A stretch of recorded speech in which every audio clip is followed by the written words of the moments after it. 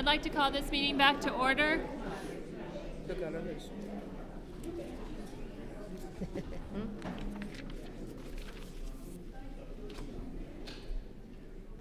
In the interest of everyone in the audience, I think who would be interested in this information, I'd like to ask the board's permission to move item number 10, board chairperson's report, to the next item. Do I hear a motion to approve? So moved. Second. All those in favor say aye. Aye. Any opposed? All right, item number 10, board chairperson's report. Item A, equity committee adopted by the board. I was asked by Frances Williams, who currently sits on the equity committee. She and I met a couple weeks ago to talk about the equity committee, which has been in existence for about a year. I was just talking to Mr. O'Brien. The equity committee itself grew rather organically from a committee of 2 to a current committee of, where is Mr. O'Brien? I believe he said it, that about 24 individuals. I think we're at 20. And they felt like it was about time that they approached the board and asked if they could become a board level committee. And I am in full support of that. What that would mean is that would have to go through, if it was a standing committee. If it's an ad hoc committee, it does not need to go any farther. I could do that as a chairperson. I believe it needs to be a standing committee, and that means it would have to go before the policy committee to be approved. But what I would like to ask is if anyone has any interest in serving in that liaison role, if you can let me know. Right now? You can email me. Okay, thank you. But I would like to ask the policy chairwoman if that is in fact the correct procedure. That will work. Okay. How many board members would you indicate you should be on there? Because normally we assign 1 to 2 to 3, so. I think that would be up to the will of the policy committee to determine, but I'm fine with either 1 or 2, depending on the interest level. And again, depending on if it's a committee of 20, that's a fairly large committee already. So I'm thinking probably. Well, and if I would suggest, let's go ahead and form the committee. We can draft some outlines on that. But because of the way the board works, sometimes you don't meet very regularly. Al's group, I think, is still going to meet more often than a board committee would. And so that's almost like a day-to-day group. If that becomes something that reports to the equity committee as well as some of the other work, then it probably it doesn't slow down what they're doing. We've also got other work that we've got that we can roll into that. And I'd ask Dr. Smith to talk a little bit about the work we're doing. Yeah, let's hold off on that 1 second, but I want to address the equity committee itself first.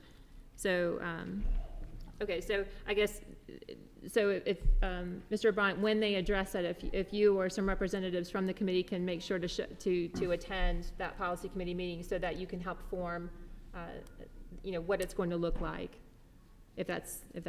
And Dr. Okay. Markley and Mr. O'Brien can give us a draft of what they would like for the policy to be, and we'll go from there. Right, because you can, as a committee, and we've done this with committees in the past, you can have outside representation as part of that committee, which would make sense here. Right. And then what that will do is it will allow for a monthly committee report under, item number 11. We have these committee reports now that we instituted just a couple of months ago. So it would allow for that monthly accountability to be given. So those monthly reports would be coming back to the board and presented at board meetings. So it does give that accountability. So now, Dr. Smith, if you can also speak to the other things that we are planning and are doing, if you could give us an update. Yes, thank you. We are, as it's already been shared with the board, planning implicit bias training for principals. That will be required training for all principals. We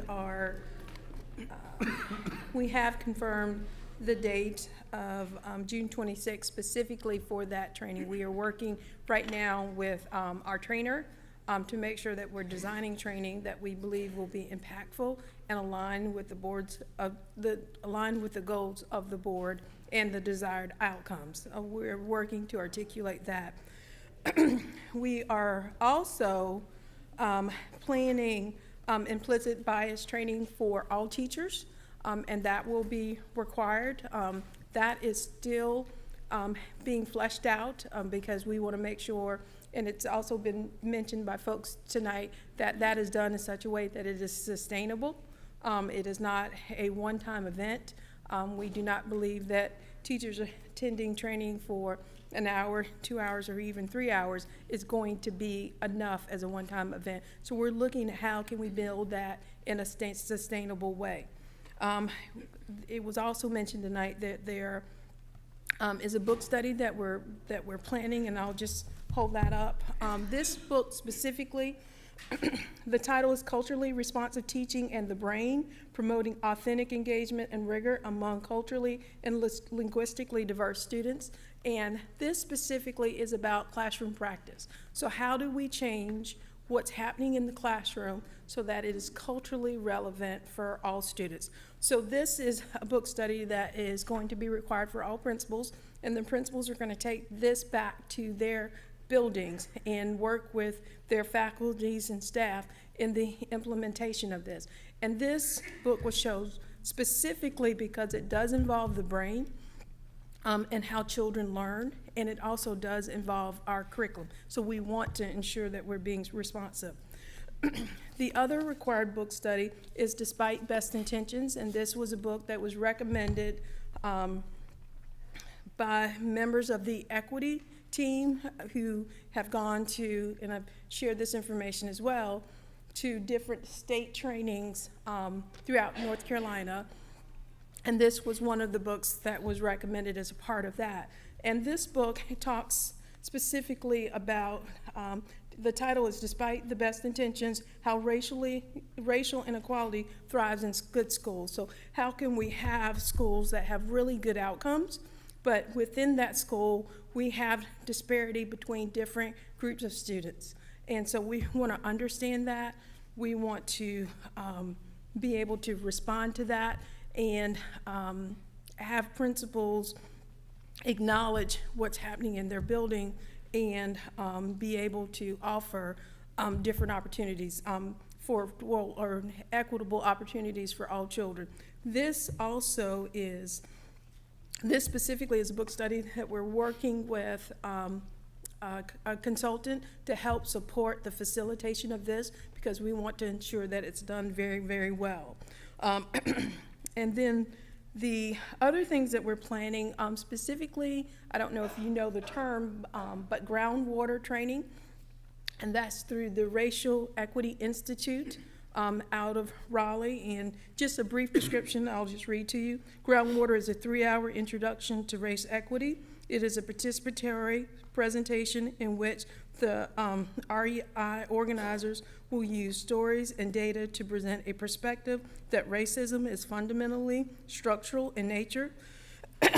By examining characteristics of modern-day racial inequity, the presentation introduces participants to an analysis that most find immediately helpful and relevant. The groundwater presentation dovetails with REI's Phase 1 training. So for this, we're going to make this available to as large a group as we can. And then from that, we're wanting to build out more intensive opportunities for training for folks as well.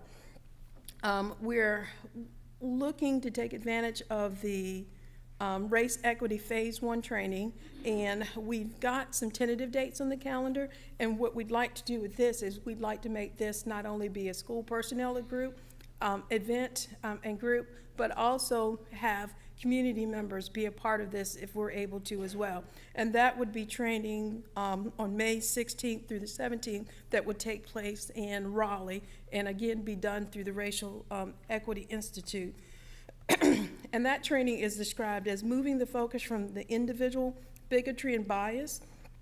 The REI Phase 1 workshop presents a historical, cultural, structural, and institutional analysis REI believes that organizations often work for equity with multiple understandings of racism that rely more on personal feelings and popular opinion. So that will serve as a foundation.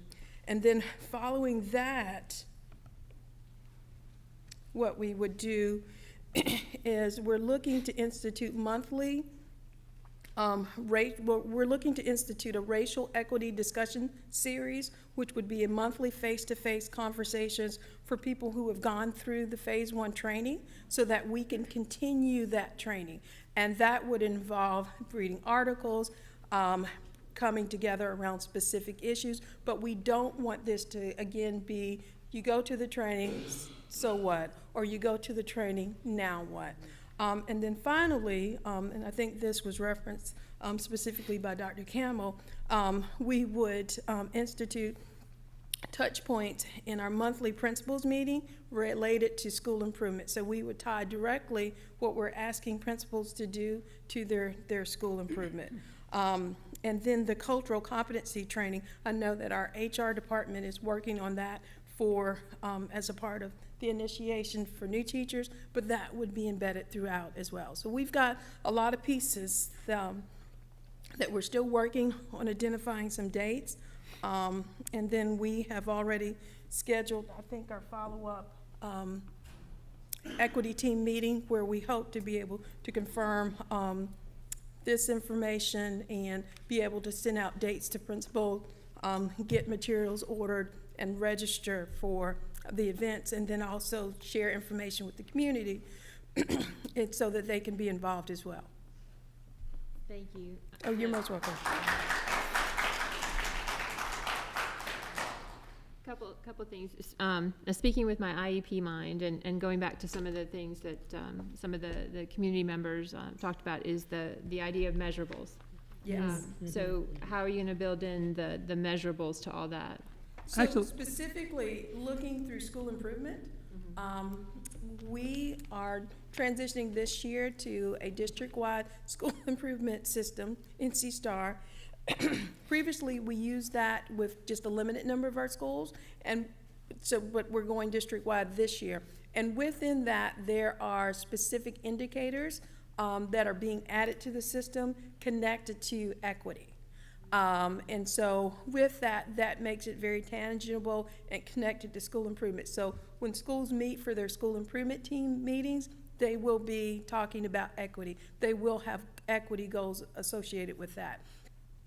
Additionally, as a part of our equity team, we would like to have a conversation about having some equity targets for the district.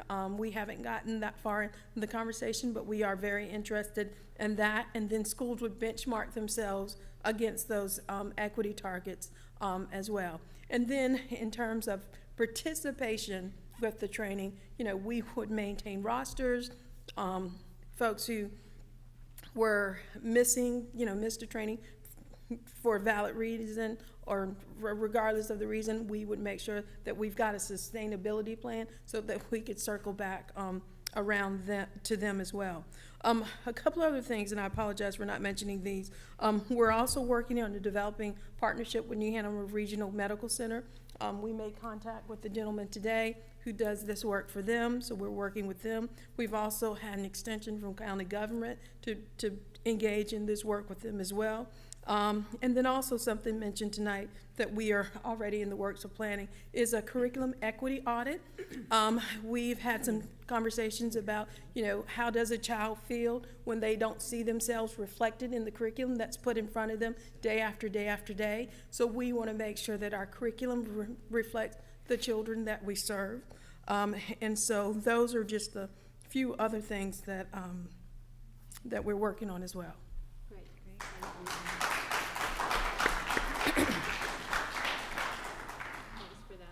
Board members, you'll get a copy of both the books. They've already been, I think they've already been ordered. And Dr. Smith, I hope that is Julie Askew going to be a part of that curriculum audit discussion as well? Oh, very much so. I'm Well, asking and her, yeah. actually, we were together just this last, well, Yeah, last week, and we were in, 2 training sessions on equity, and access, and we were pinging and ponging off each other, I would say. So yes, she will definitely be a part of this. Well, thank you.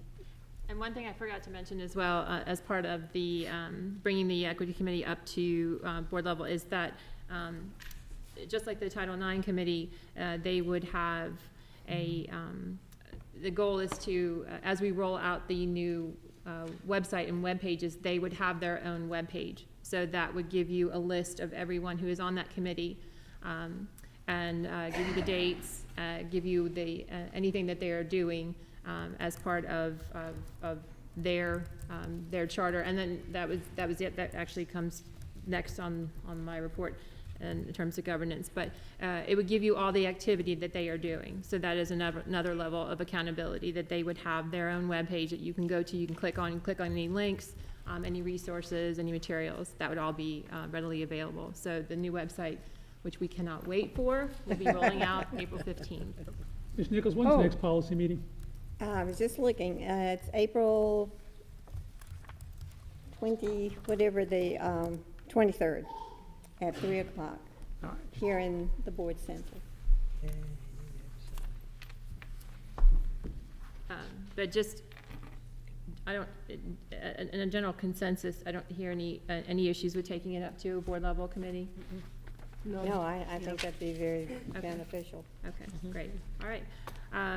Item number B, Standing Committee on Governance. I know, Dr. Markley, you asked me to kind of flesh this out, but I actually didn't get around to it yet. So I'm going to shelve this for next time, but in general, I would like everyone to consider the possibility of having another committee on governance, just to talk about governance issues, possibly recommending charters for all of the standing committees so that everyone knows what these committees are supposed to be doing, what they are charged with doing, looking at the overall governance structure of the board, what we were supposed to be doing, that kind of thing. So I think about what a governance committee could and should look like and what they should look into, and then decide if that is something that you think the board should have. So that's all I'll say for that now. I'll bring it up again next month, because actually Are you envisioning just a board member only governance committee, or one that's open to outside input? I'm open to anything. So, whatever y'all think about. We had also talked about a curriculum committee, but I don't know that, honestly, we need that right now with the work that Dr. Smith is doing. I don't want to interfere with anything that they're working on. So governance was kind of just the thing I was sort of thinking about. Can you describe more what you mean by governance committee? It's sort of broad. I'm trying to Well, it is identify. broad, and I'm going to keep it broad until I Yeah, talk about okay. it more. So, but I serve on the State Board of Community Colleges, and we have a governance ad hoc committee that is exploring, it looks at the different charters for the different standing committees as well as the ad hoc committees, and it helps to make sure that the charters are in alignment with what the stated purpose of the board is doing, and the functions are clearly stated. So, and also that the purposes are being served, like, is the board doing what they are charged with doing? Are they meeting enough? Are they doing what they're supposed to be doing? So it kind of looks at a lot of different things. Okay. So it just was kind of rattling around in my head, so I thought I'd throw it out Does the there. community college have a description of theirs, governance committee? It's the state board, and yeah, I can get one.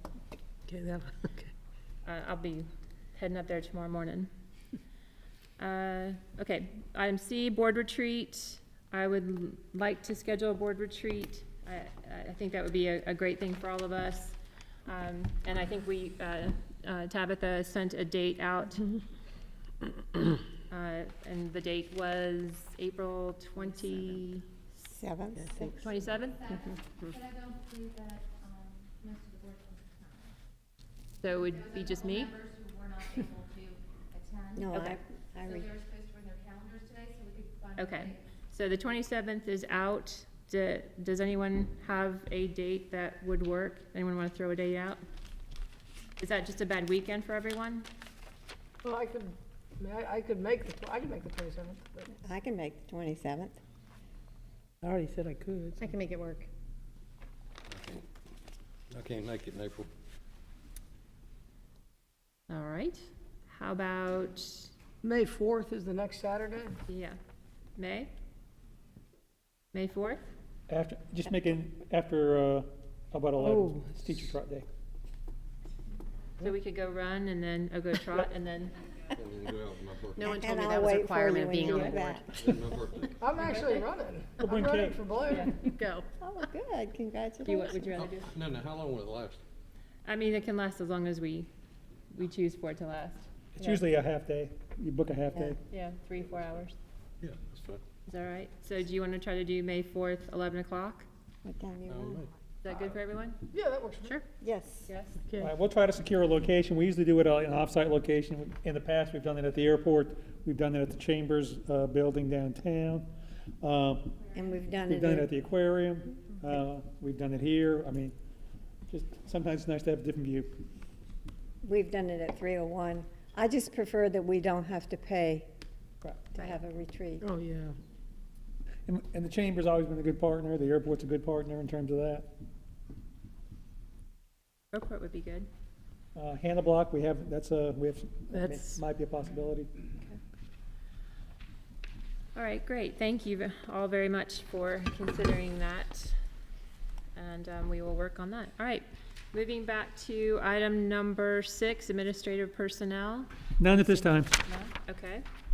Item number 7, Head Start. Item A, Head Start Liaison Report, Appendix A, Nelson Bullier.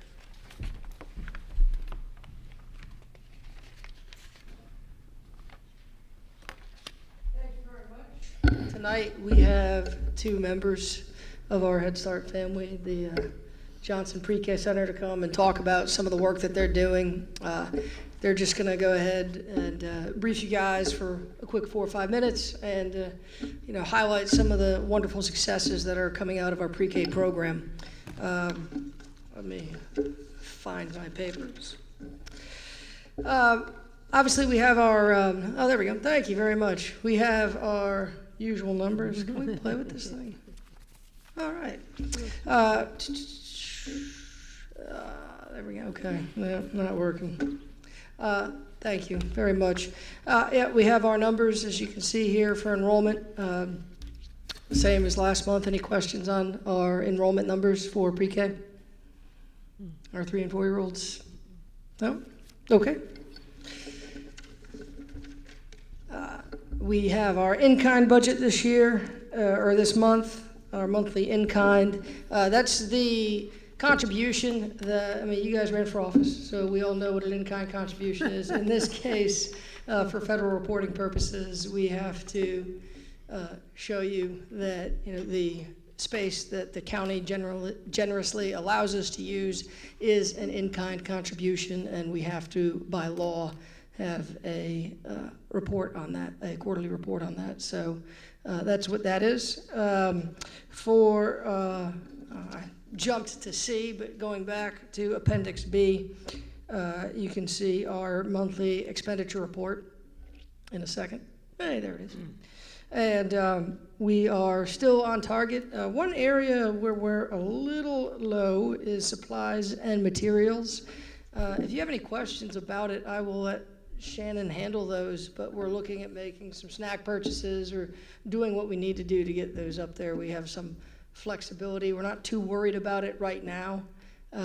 Everything else, we are certainly on target to meet our goal of 83%, our expenditure goal of 83%.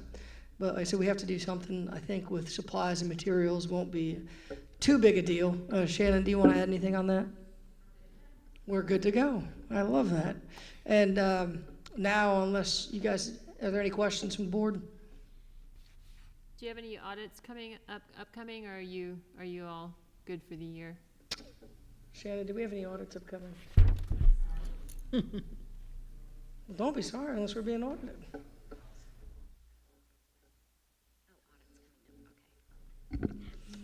To date, no, but we are entering our grant year 5, starting May 1, and I'm expecting a program governance and management audit to be the first one on our list as early as October.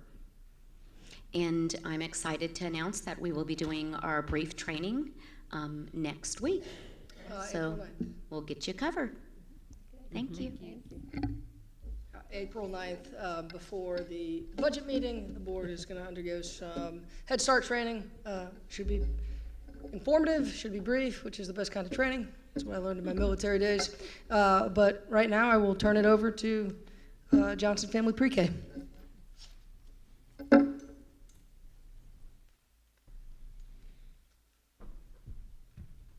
Hello, my name is Justine Dannermore. I'm one of the family specialists at Johnson Pre-K Center. And I'm Michael Ivy Taylor. I'm also a family specialist at Johnson. I believe we have a PowerPoint that should be up.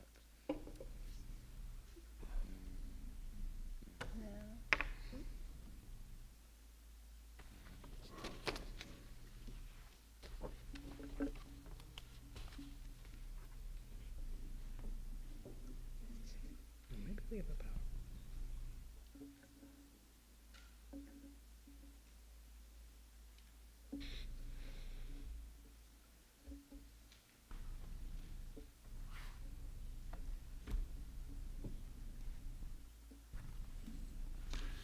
We're gonna have to have some kind of probably application.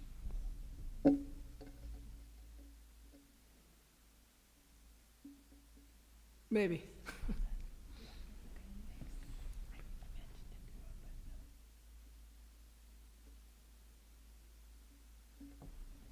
The cover, I'm just double checking to see if we received a PowerPoint as well.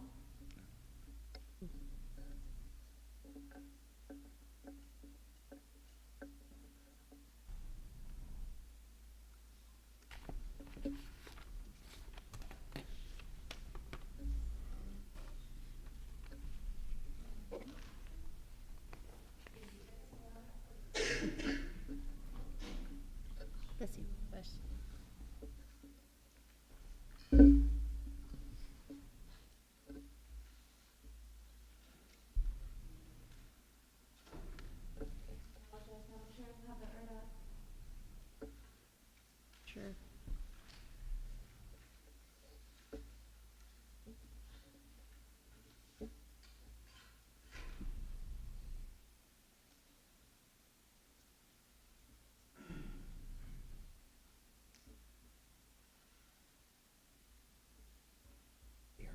Man, I can't remember the last time it was this quiet in here. What now, we're good. Busy woman. Everyone needs to run off to take sporting goods. $20 ends tonight. I know, I saw that.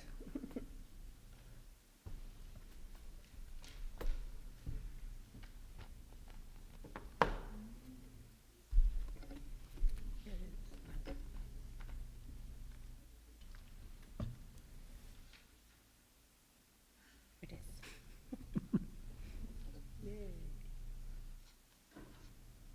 I have a desire to do it. You have a desire to start playing it.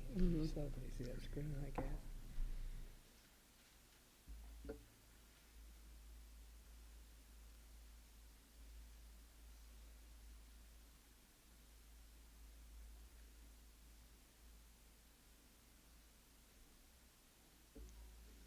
All right, there we go. Thank you. Thanks.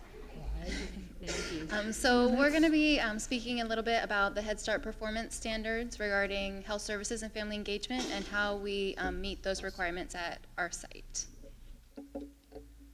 So the Head Start program focuses on the whole family. So we refer to that as a 2 or sometimes 3 generation approach. So the philosophy of the program recognizes that parents are the first and primary teachers of students, that they follow them throughout their lives, and that, you know, we have kids in our program for 1, maybe 2 years. And so the goal is to make the greatest impact, so we work with the families able to achieve that. Okay, so what does this look like at Johnson Pre-K? So the first point of contact with families after sending out our acceptance letters is conducting a home visits. Teachers and family specialists visit families in the home at least 2 times a year, and we also have at least 2 in-school conferences with parents at school. So sometimes when we go visit parents, they might say, so why is this being done as a home visit? Why do you want to come to my house?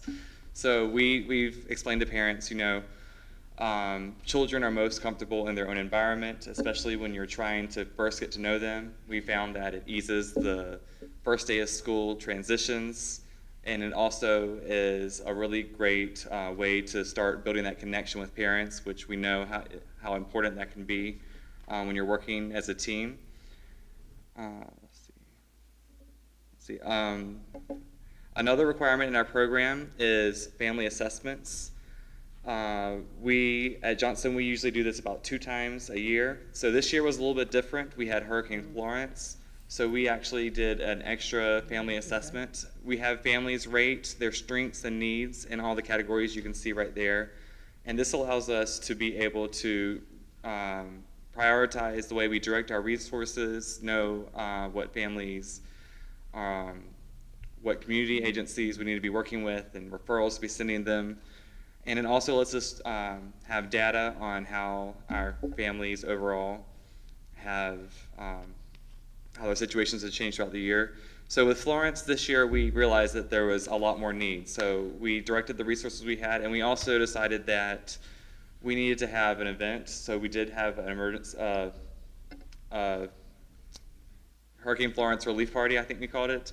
So that's what the pictures you can see there are from when we did that after the hurricane. Once families' basic needs are met, we find that a lot of times they're in a position where they can think about the big picture, think about long-term aspects of their children's futures and their futures.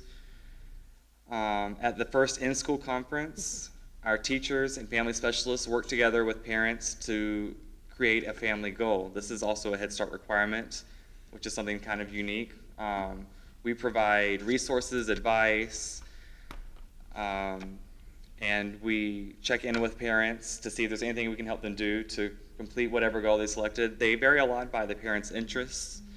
It could be anything as varying such as establishing a healthy afternoon or nighttime reading routine. It could be things like creating more financial stability, seeking employment, going back to school, things like that. And we found our teachers have a lot of expertise, and if they have that good, strong relationship with the parents, there's a lot that they can do working as a team to improve the situation. Okay, and also we have a lot of, we gear our parent nights a lot to parent education. So the photos that you can see here on the right, those are from our Block Fest, which we did in conjunction with Smart Start this year, and I think last year was the first year we did it. That's an event we have where we model different types of block play, and as we know, at the ages of 3 and 4, children primarily learn through play, and so this is a great opportunity for teachers to model some of those different types of play that parents can use at home. On the left, we have some of our other events. We have our field day, we have our fall festival, and we take the opportunity at those events to invite our community partners. So we have the health department, we have Nourish NC, and they come and they share information about health, healthy nutrition, things like that. So in our Head Start program, we have a huge focus on health, and that's health of the whole child. So as you could see in those, the last pictures, we do provide several opportunities throughout the year for families to engage in activities in which we encourage and kind of try to promote healthy habits and exercise, fun things for the family to participate in together. But in addition to those fun activities, we also have quite a few Head Start health requirements. And these are requirements from the local, state, and federal levels. So you can see on this slide an example of our health assessment report. We have this here because this really demonstrates the different requirements that we do have for the students. Head Start requires that all students by the 30th day of school, they need to have a physical, they need to have lead and hemoglobin screening results, they need to have developmental screenings, they need to have hearing and vision tests, and they also need to have height and weight in addition to dental exams and mental health observations. So a lot of people ask us, so why do you use this form and not the normal North Carolina General Health Assessment form? And the reason we use this one is because it really helps us kind of collect all the data that we need in one form. Our Head Start program, it does feel very heavy sometimes in the health requirements, but it's really a great thing that we have that because it gives us the opportunity to kind of evaluate the whole child's health and see what are the areas that they may need support in, and provide early intervention so that the health issues are not a problem for them in learning later on. Because we all know that if a student can't see what's on the board, they can't hear what their teachers or their peers are saying, or if they have so much pain in their teeth from cavities that they just can't focus on what's going on, they're not going to be successful in academics. And so our goal is to really try to alleviate some of those issues early on so that when they get to kindergarten, it's not going to be a problem.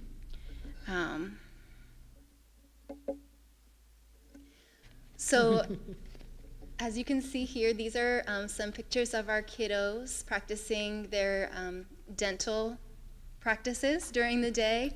So our program is really unique in that all of our students are required to have a dental exam. So we bring in the New Hanover County Mobile Dental Unit to our school once a year for a few weeks to provide dental services for students, for families who may choose to have their children seen there instead of at a private dentist. That's in addition to hearing and vision exams that we also provide at the school through Prevent Blindness and the school system for each one of our students during the school day. In our program, it is unique with the dental requirements, as I was saying, that during the day, each student in the classrooms, they brush their teeth. So it really gives a good opportunity for the teachers to reinforce the habits that parents are teaching at home. So it really brings all of those skills kind of full circle for these students so that they can develop these healthy habits that can last through, hopefully through their lives. And so the reason why we do all of these things, why we engage families so much, why we have all of these health requirements, is because through our interactions and our relationships with the families, through our providing resources, and through our making sure that the children are receiving health care, we're really setting them up for success later in life. We want to make sure that the whole child is kind of looked at and made sure that anything that we can do to help them out in the future is done. And so that's kind of our hope, that we can give them a head start, so to say, for kindergarten and beyond. Any questions? Yes, I have one. The lead testing, are you finding any of our children that have lead? Occasionally we do find some, and we provide follow-up services for that, and really any of the health services if we find concerns as far as high lead levels, unusual other screenings or exams. We are always providing follow-up to make sure that the families are taking their kids to the doctor for follow-up, or if they need resources as far as where to go, that we're providing that as well. So it is occasional, but it's not very common that we find the unusual lead screenings. Thank you. Thank you Any very other much question? for everything you do for our community. I mean, you can always you can always change a life, but I think the most certainty you have in doing so is right where you're doing it. And I'm grateful, and just thank you again, Shannon. I just enjoy serving in this role. I love seeing the work you guys do, and I think the community should celebrate it. So thank you very much. Thank you. Thank you for your time. Thank you.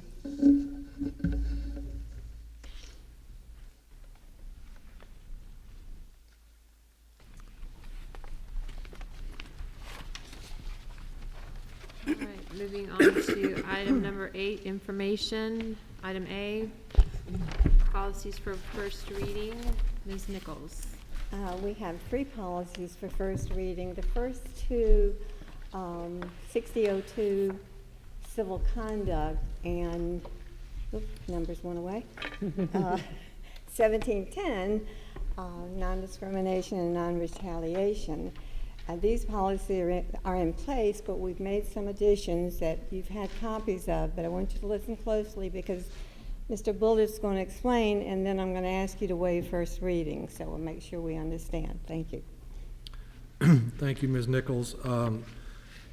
There are 2 policies that we are proposing revisions to, the civil conduct policy and the non-discrimination and non-retaliation policy as a result of some suggestions by the Office of Civil Rights. They looked at our policies and determined that we needed more specificity on how to deal with situations when parents or members of the public interact with our staff in a manner that may not be civil or appropriate.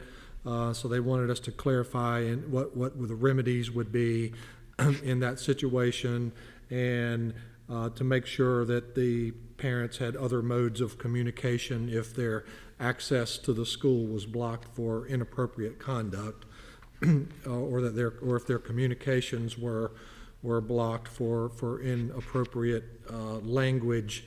The changes would make sure that they still have avenues of communication to communicate with the school.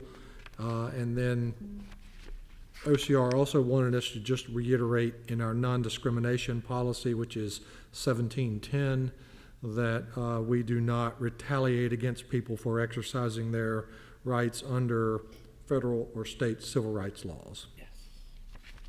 So those are the proposed changes. If you have any questions, I'll be glad to answer them. And OCR did want us to go ahead and get these in place as soon as possible, so that is the reason for asking for the board to waive first reading and consider approving them tonight. Which OCR complaint precipitated these changes, these recommendations? It was a complaint by a parent about 3 or 4 years ago regarding her particular student. I can't really go into the details in an open meeting, but I can certainly fill you in closed session, but it is not one that you've received public comment on. I can say that. Okay. And OCR just ruled, they ruled how long ago on this? Excuse me? They ruled how long ago on this? OCR ruled over a year ago on this, and they asked us to make some proposed changes, which we did, and then it took them a long time to look at our proposed changes and determine whether they were acceptable or not. Now that they've approved the changes, we are presenting them to the board for consideration. All right, so I ask for a motion to approve, or do you ask for the motion? Yeah. Okay, I ask for the motion to approve or waive first reading.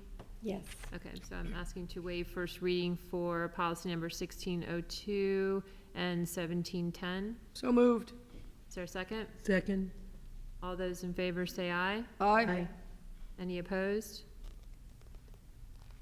I'm sorry, did I need to also, in that same motion, say consider for approval, or was that sufficient? You can make a separate motion for that now. Okay, let me go ahead and make a separate motion then. Okay, so I make a motion to consider for approval policy 1602, civil conduct, and policy 1710, non-discrimination and non-retaliation.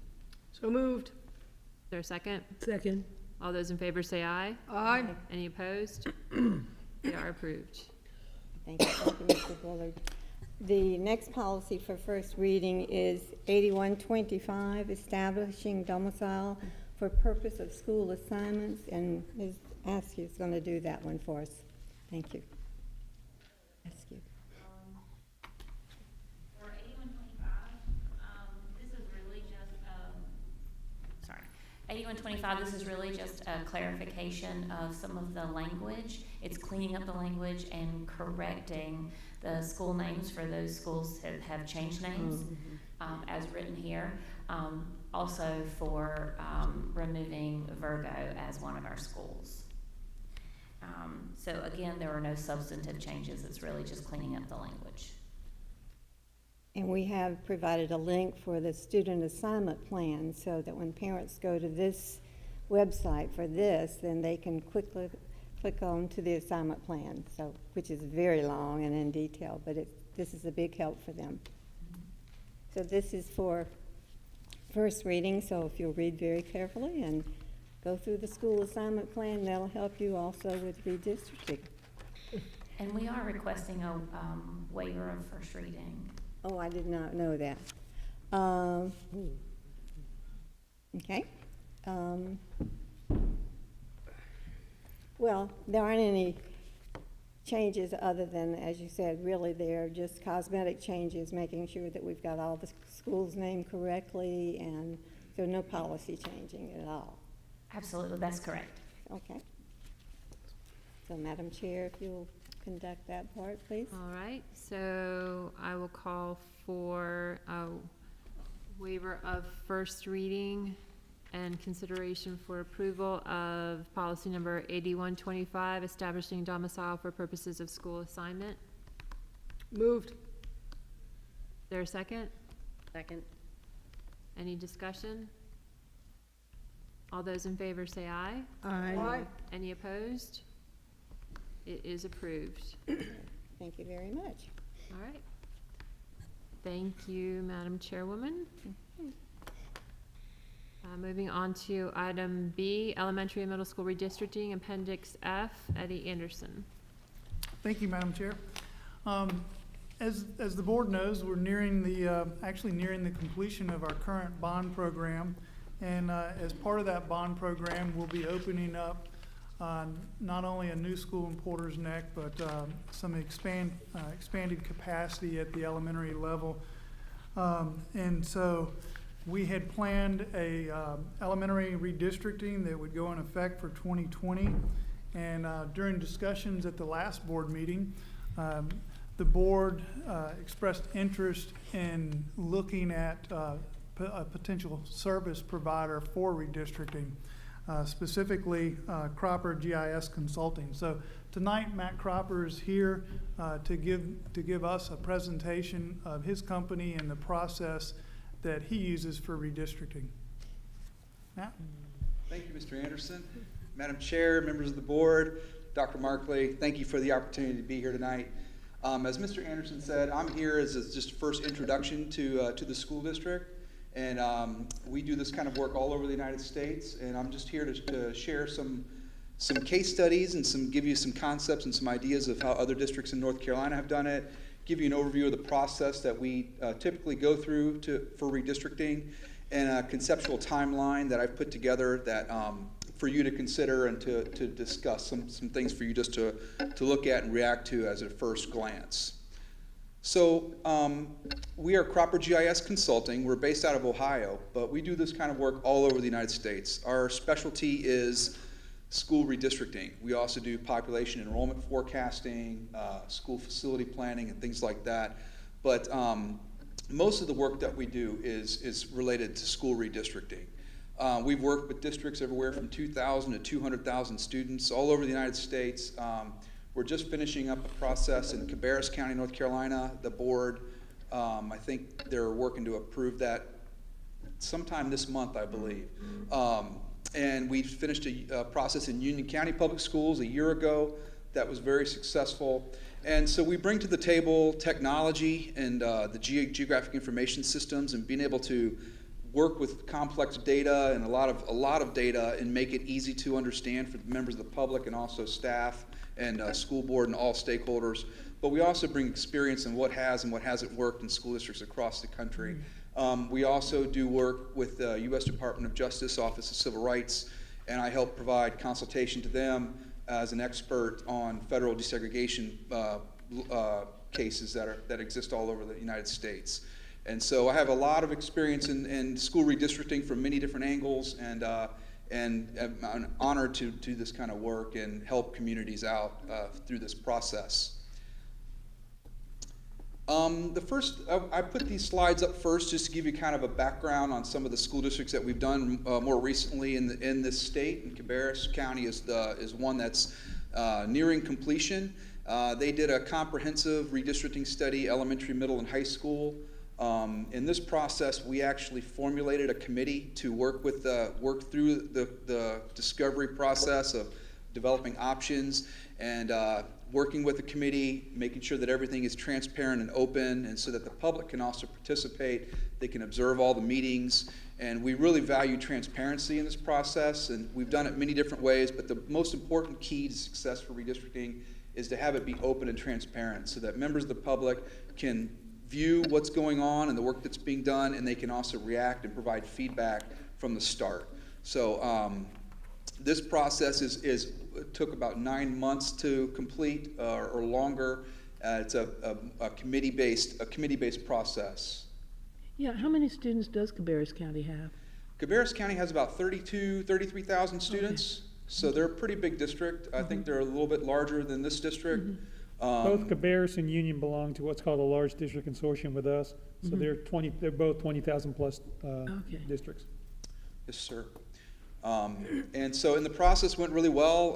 You know, a lot of the contentious nature of redistricting, a lot of that occurred during committee meetings and at public information sessions, just informing the public and educating the public.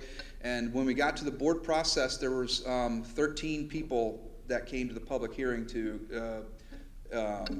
to speak about the redistricting.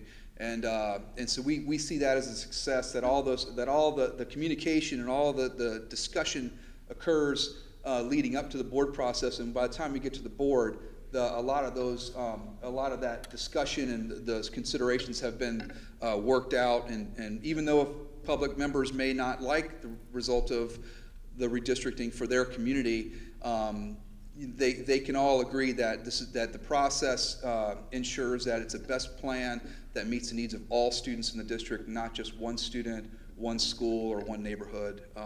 And so Union County was another one that we did. We did elementary, middle, and high school redistricting here. They put forth a committee for us to work with, and the school board assigned committee members to sit on a committee. And we worked with them. And this also took about a 9-month process in working with them through this. It's comprehensive, the same thing, committee meetings, public engagement sessions, and then that led to a school board approval of a redistricting plan. And that was done effective this school year, and things are going very well in Union County, and the implementation of the plan is going as we had estimated. So I want to talk about the process and the approach to the project. We look at things in sort of different phases to make up this process.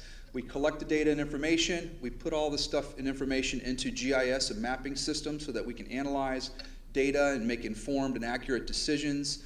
A big part of this is something that every district needs to consider and needs to have is some framework for redistricting. One of those components are criteria. And so these are basically the rules to follow when a district decides, or when a committee or anybody who's charged with this decides, should we move a line one way or the other? Does it best adhere to these criteria? And I'm going to share with you the Cabarrus County criteria, which are very similar to the Union County criteria.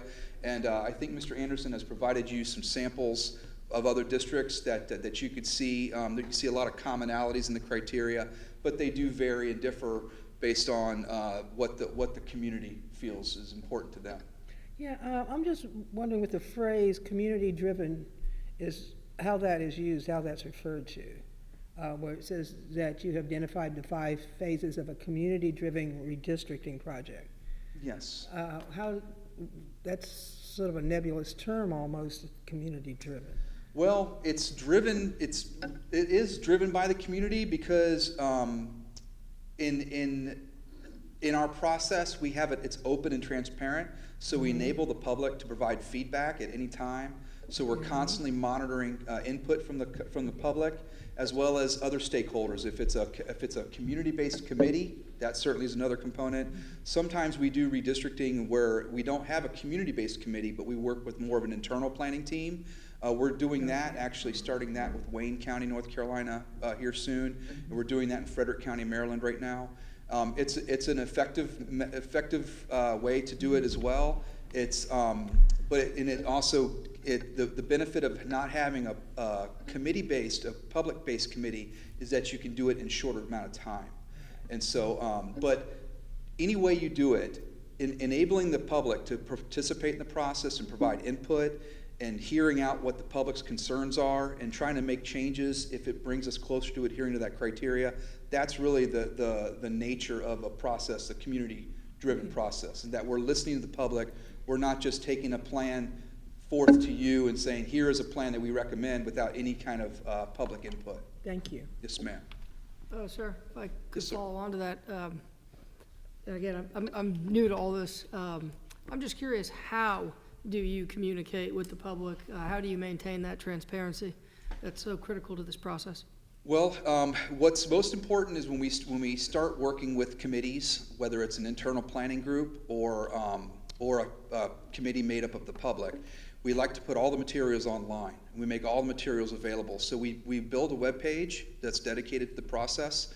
We open up the process, and I have a timeline, and I'll talk through that in the timeline, but we open up the process with a public information session, and we invite the public to come listen to a presentation on what's coming up and how are we doing this, why do we need to redistrict, and so we have public engagement sessions embedded throughout the process, as well as sharing all the materials that are being considered by the committee as soon as they are released to this committee.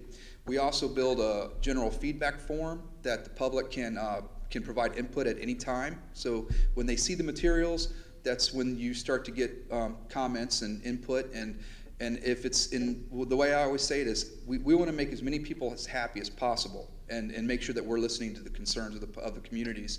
But you have to do it only if it brings you closer to adhering to that criteria. You can't do things to make people happy if it's going to deviate you from your objectives and your focus on that criteria. Thank you very much. Yes, sir. And I'll talk a little more about how we engage the public through in the timeline as well. But criteria is a big part of it, and that's something that I always recommend before you get started to have the school district establish some criteria. Sometimes that's actually developed by the school board. Sometimes the superintendent brings or the staff bring a criteria to the board, just saying this is the criteria that I recommend, and then the board approves that criteria. But it's always a good part of the process to have some good foundation to it and some rules to follow when you consider redistricting. We start the process with what we call baseline options, and that's basically we create some options to give to the committee and also for the public to react to and to solicit feedback from them to hear what does and doesn't work in these baseline options.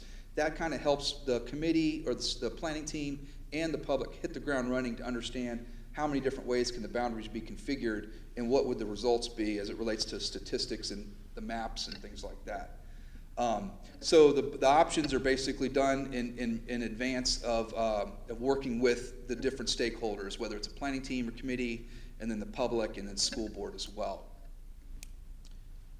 As it relates to data collection, we like to collect information from the school district. Obviously, your student database information is very useful. We map out all the students so that we know where every student lives in the district, and then we can count how many kids live on each street in a neighborhood so that we understand what the impact would be of moving an area one way or the other.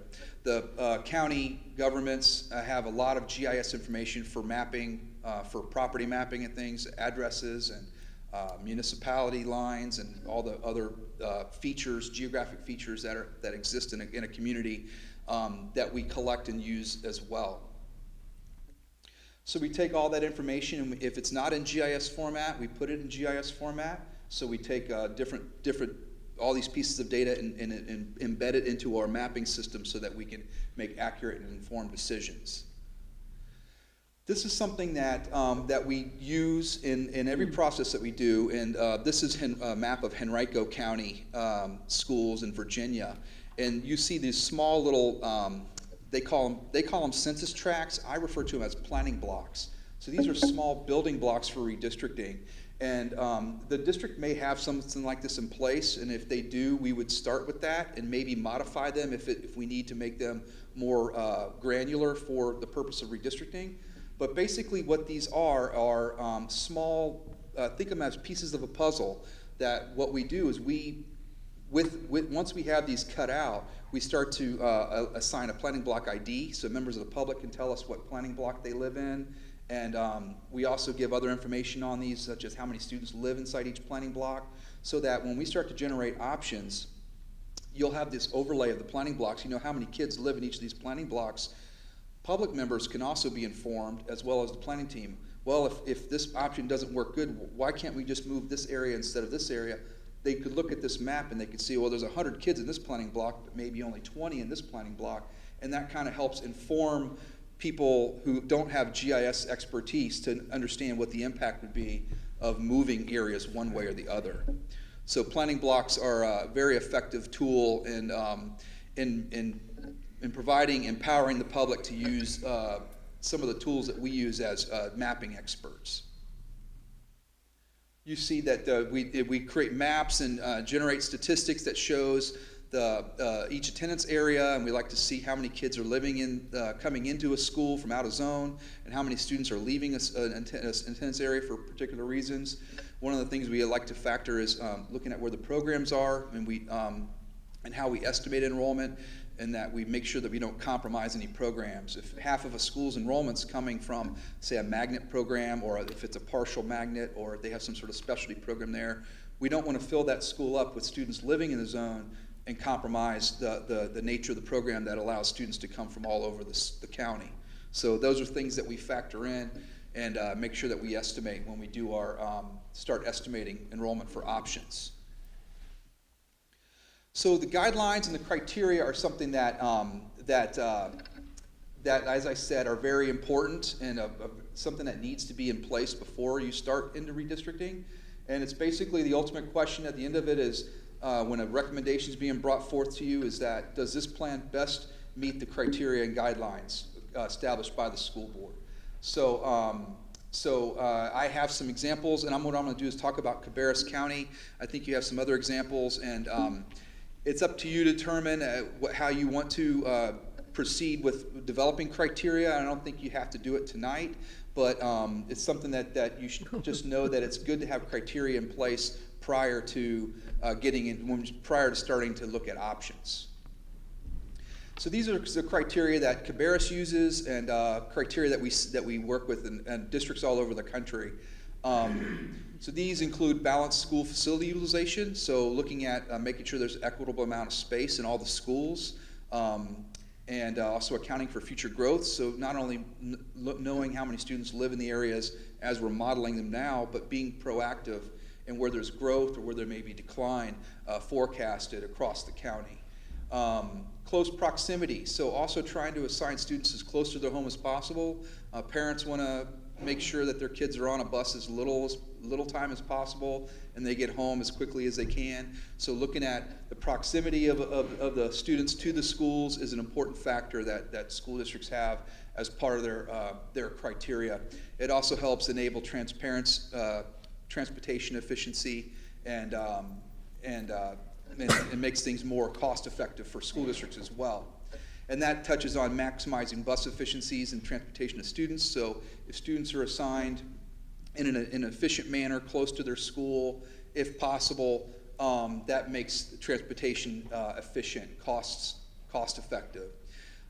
Establish clear feeder patterns and continuity. So that's looking at the progression from elementary to middle and middle to high for a school, and trying to see how much of an elementary school gets split when it goes to middle school, and what's the percentage of that elementary that gets split. Is it 5% of an elementary going to a middle school and 95% of the rest of the elementary going to another? That's not as ideal as if you have to split a school, splitting it half of a school going one way and the other half going to another. Thinking of it as, children making friends, growing up in elementary, and when they go to the middle school, it's a scary time for them, that they have some familiar faces and friends and people that they know when they move to that next level. And the same goes from middle to high school. So we look at feeder patterns if it's part of the criteria, for the current state of the district, and then we also model it to understand the impact on feeder patterns moving forward in any option. Grandfathering, this is something that is always a question that's asked in every process that we do. This isn't really, I always see it in the criteria, but it's really more of a school district policy and how you want to, how much grandfathering you want to allow. Both Cabarrus and Union did allow grandfathering.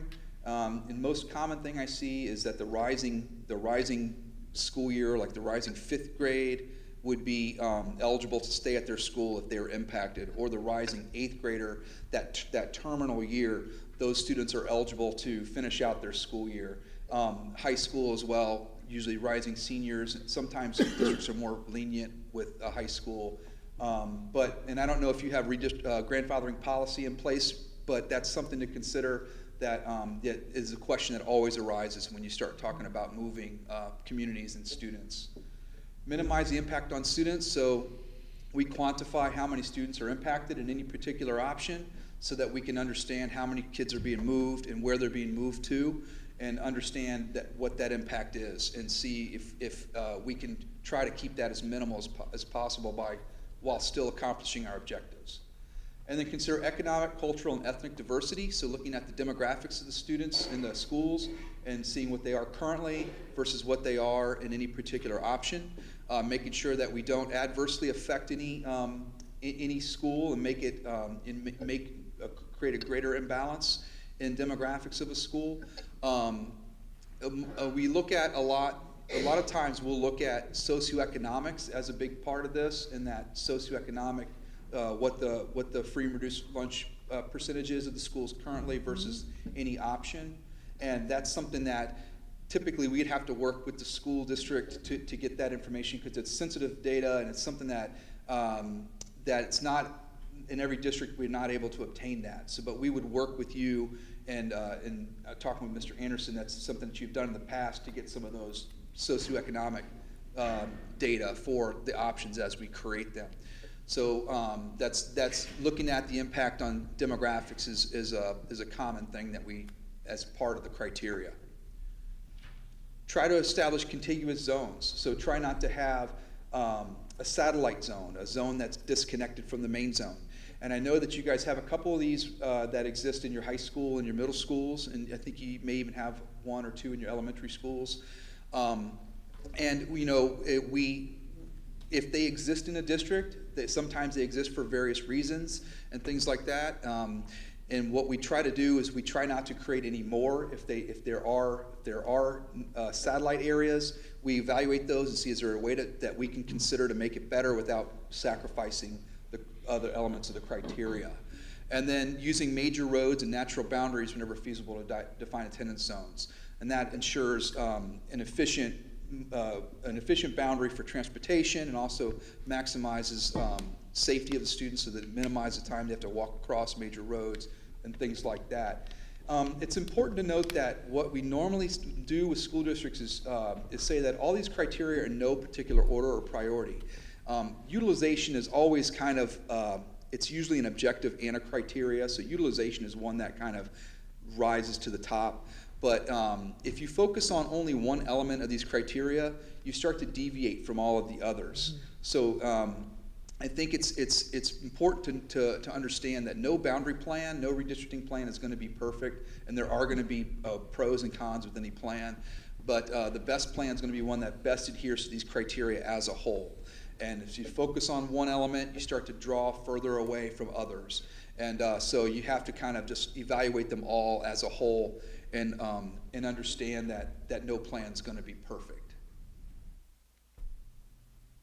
So we start the process with, when we start engaging the public and also in the planning teams, we start to build some scenarios, options for them to start with, and the school district or the staff, the committee, planning team, or whoever they were working with can take those and modify them. They can scrap them. They can create new ones. It's basically just helps kickstart the brain to see how can the boundaries be modeled, and because it can be a pretty arduous task sometimes. All the options are developed with the with the criteria in mind, and the group who's working through it can usually improve the options. They usually take an option or two and build on it, and maybe sometimes you like an option that's option 1 is good for the north, and option 3 is better for the south, and we'll make hybrid options and take bits and pieces of them and make like what I call a Frankenstein option and put them together to make it even stronger. So those are the kind of things that happen with the committee, and that we end up sharing with the public. We create a background document called a background report, and this kind of helps the planning team focus on data and statistics and information that's consistent and accurate, as well as we share this with the public so the members of the public can see the same information. And so everyone knows what the capacities of the schools are, what are the objectives, and what are the criteria, and some of the maps and things like that come into this report. This is we started off with the background report, but at every meeting this expands. More materials get provided and built as we hear from the public and also the planning group. And as I said, it's important. The most important thing is to keep things open and making sure that the public is informed and understands what's going on. And we've done a lot of things. In Frederick, Maryland, we started to do Facebook Live presentations, which were really effective.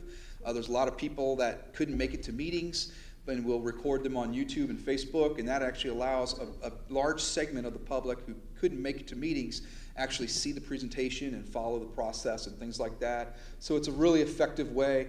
The one in Frederick we did, I think it has over 5,000 views so far. We did that about 3 weeks ago.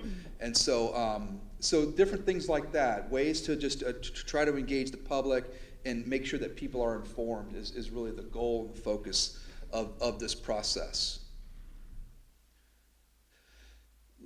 We like to do the bottom-up planning approach. So if it's elementaries and middle schools, we would focus on elementaries and middle schools, and we would plan them together, trying to maximize that feeder pattern concept. So, and that's just starting with elementary boundaries. When we create options, we look at elementaries, and then we try to build those elementaries and group them into middle schools to try to balance that feeder pattern continuity, if at all possible. This is a timeline that I've drafted for you, and you could see that this is an option that takes you through, looks at getting a presentation of the recommendations by December of this year. So it's a process that we're doing in Wayne County Public Schools right now that we're just starting, and they're actually following a very similar timeline to this that we're doing with Wayne. You see the green bars are where we have public engagement sessions. So the first one is where we just inform the public on the process and let them know how they can participate, how they can be involved, and how the process is going to mature over time. We have a series of meetings that we have with the planning team or committee and work through developing options. And then the real focus of those first 3 meetings is to build some options, maybe 3 or 4 options. I'd say no more than 4 options to take to the public. And this timeline is September of this year. And that's where the public can, you invite the public to come to usually a high school. Sometimes we'll do this at several locations and on back-to-back nights. And we have a presentation, and then we have large maps that are up on walls, like taped to the walls.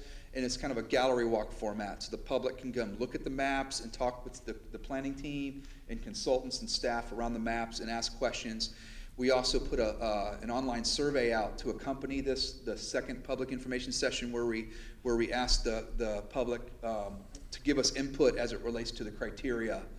Then we take that information and go back to the planning team through a couple more meetings and look at what the public's input is. And it should be noted that in the first 3 meetings, as we're generating options and sharing information with the public, there's feedback being received and studied as well. So, so that's all that occurs when the process kicks off at the first public information session. But after the second public info session, we have the planning team meets a couple more times to finalize options and make changes to the options, and then that's when finalize a recommendation that's presented to the Board of Education. Cabarrus and Union, I think they did 8 meetings. There were 8 total meetings, and I think we had 3 public information sessions in those processes. but those extended, the timeline extended further. So, and it really depends on what the district prefers.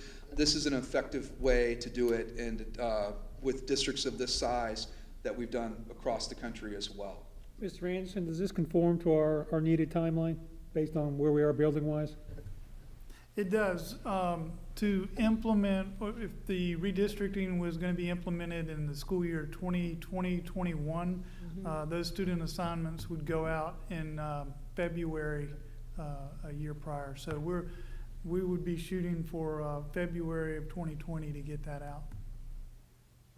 So the presentation would come in December, and then the board would deliberate on that. You'd probably have a public hearing and things like that to invite the public to come talk to you, and then make a vote either January or February, depending on the timing of what you feel comfortable with. So where I see this going board-wise is, you can see April and May would be data collection. So that May retreat becomes where you would have that discussion about your expectations as a board for the committee. So they could be doing the background work in preparation of that, and then once they have all the data, they can take the board guidelines that are established and roll into that process. So the 27th is what you're referring to, that retreat? May 4th. May 4th? Or was it May? Oh, May- we changed it, that's right. The May 4th. Yeah. Yeah, it's May 11th, right? For the Yeah, run. we changed it. Teacher trot. It's May 4th. May 4th. Oh, okay. Okay, gotcha. I had the same thing you did. I wrote down May 11th. You'd be a weekend late. So that's where we could establish those board guidelines, but he could already be putting data in anticipation that once he has those, he can run it, then he rolls right into the public information pieces. Yes, sir.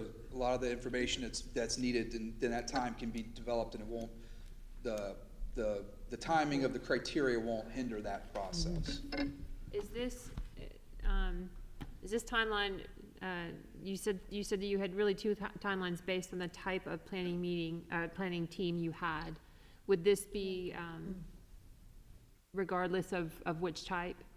Well, this is built more with an internal-based group for doing the options development and preparation of options to share with the public. So this process actually does not have a community-based committee. In that process, we would need about 3 or 4 more months to do that if we had a community-based committee. Because with the community-based committee, what we normally do is we'll put an application together and solicit public members to apply, and then we review that. That takes about a month alone to put a committee together. But this is an internal-based group. We work with a planning staff at the school district. We can even invite county planners and other people who are stakeholders in the community to come and give input and things like that around this at this table here. One of the things One suggestion I would have for that is, when we did this process for the high schools, it was similar to this, but there wasn't a board person on that committee. There would need to be 1 or 2 board members on that planning committee. I agree. I'm sorry. Go ahead. No, go ahead. In order to maintain this timeline, do we have to make a decision on this right now? You could we would need, what I would need tonight is permission to contract, start giving him the data, and then at our May retreat, we can determine the planning committee and the board guidelines. But we need to start inputting data into their systems so that once when we get done with our retreat and we say, here's our guidelines, here's our committee, we can roll. In other words, yes. I do have just a couple questions. Is there any way you could get referrals or recommendations from some of these other counties? Certainly. I think what you... Nelson, I can tell you, I've spoken to both superintendents in Cabarrus and Union County. Both speak very highly of the process. Well, that's good enough for me. Yes, sir. Okay. My question would be, what sets you apart from other companies that are out doing the same service for school districts? I think it's a lot of it is our expertise and our experience in doing this all over the United States, and our use of technology and how we integrate technology with the sort of the people process of this. You can have people come up who are whiz-bang technology people who can give you a program to do this, but they're not good at building consensus with groups and educating the public and understanding of all the technicalities of redistricting and what's important with it. And so, and our experience across the board has sets us above, anybody else, in my opinion, in the country. And Eddie, correct me if I'm wrong, doesn't the other half of this team do our data already? Yeah, I was gonna, if I could add to that, I think the process as Matt presented, it sounds and looks pretty similar to what we've done in the past. Whether it's criteria or planning or guiding principles, planning segments or study areas. We use a similar process. The information that Matt needs to get started on this process, we could readily provide. And he also works very closely with McKibben Demographics, and McKibben has done our demographics and has done demographics in Brunswick County for several years.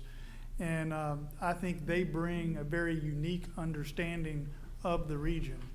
I think there's some efficiency there in what they bring. Dr. McKibben has worked with us on all the other processes here in North Carolina and across the country. And as Mr. Anderson said, he does have a lot of historical knowledge of the district and the demography and forecasted enrollment and things like that. So that certainly helps. The only other comment that I would want to make is I know public input is very important and public involvement. And this, again, it looks very similar to what we've done before, but I would like to reiterate what was said in the presentation. It's a very fluid process for public input from the beginning to the end. They set up a website, and the public can go on and view what the committee is doing each day. The public input process that we had was not that fluid. I mean, we would post things after meetings and we would have public input sessions, but this is a much more transparent and a much more fluid public input process. So even though this seems to limit some of the public input sessions, those are the more formal sessions. I think informal public input is from day one. Like for a daily basis. It's on a got daily that basis. kind of. And I'm correct in assuming we can always add as a board an extra public input session or two. Matt, one more question. You've studied our county, I assume. Do you see any unique challenges that New Hanover County presents to your group? Well, I'm new to the county. I've studied a little bit in doing work with Dr. McKibben because we help provide him data for his forecast, and so I'm aware of the boundaries and some of the demographics of the county. I think that every school district is unique, and in every single school district there's always challenges. And I don't really know the status of the district in terms of utilization and capacity, so it's hard for me to really give you a good answer on that. But I know that every single district that I've dealt with, there's a lot of similarities, but then there are a lot of unique nuances of a district, and so we just have to balance those out. And it's most important to know that there's going to be parts of a plan, any option that's going to give people heartburn, that they're not going to like. That's not. I wish we could make this better or this better, but if the alternative would be worse in many cases, and so. Yeah, that's the best I can do for now until I start looking at some more in-depth data. Have you worked with Wake County? I have not worked with Wake County. Okay, your company or your group has not? Okay, No, ma'am, we have not. I saw something in some literature somewhere online that you possibly had. I was just asking. No, ma'am, we haven't worked with Wake. We're working with Wayne County. That might have been what I was. Maybe. Yeah, That's the who W and the A. Yeah, we're working with Wayne right now. We're actually, I'm meeting with them next week to talk about criteria, very similar. Mm-hmm. They're kind of in a very similar path as you are in this process. This is my first introduction to the district and with you guys, and so I think that the next step for me would be to give Mr. Anderson a more formal proposal for the work that's entailed that I've expressed to you tonight, and we can go from there.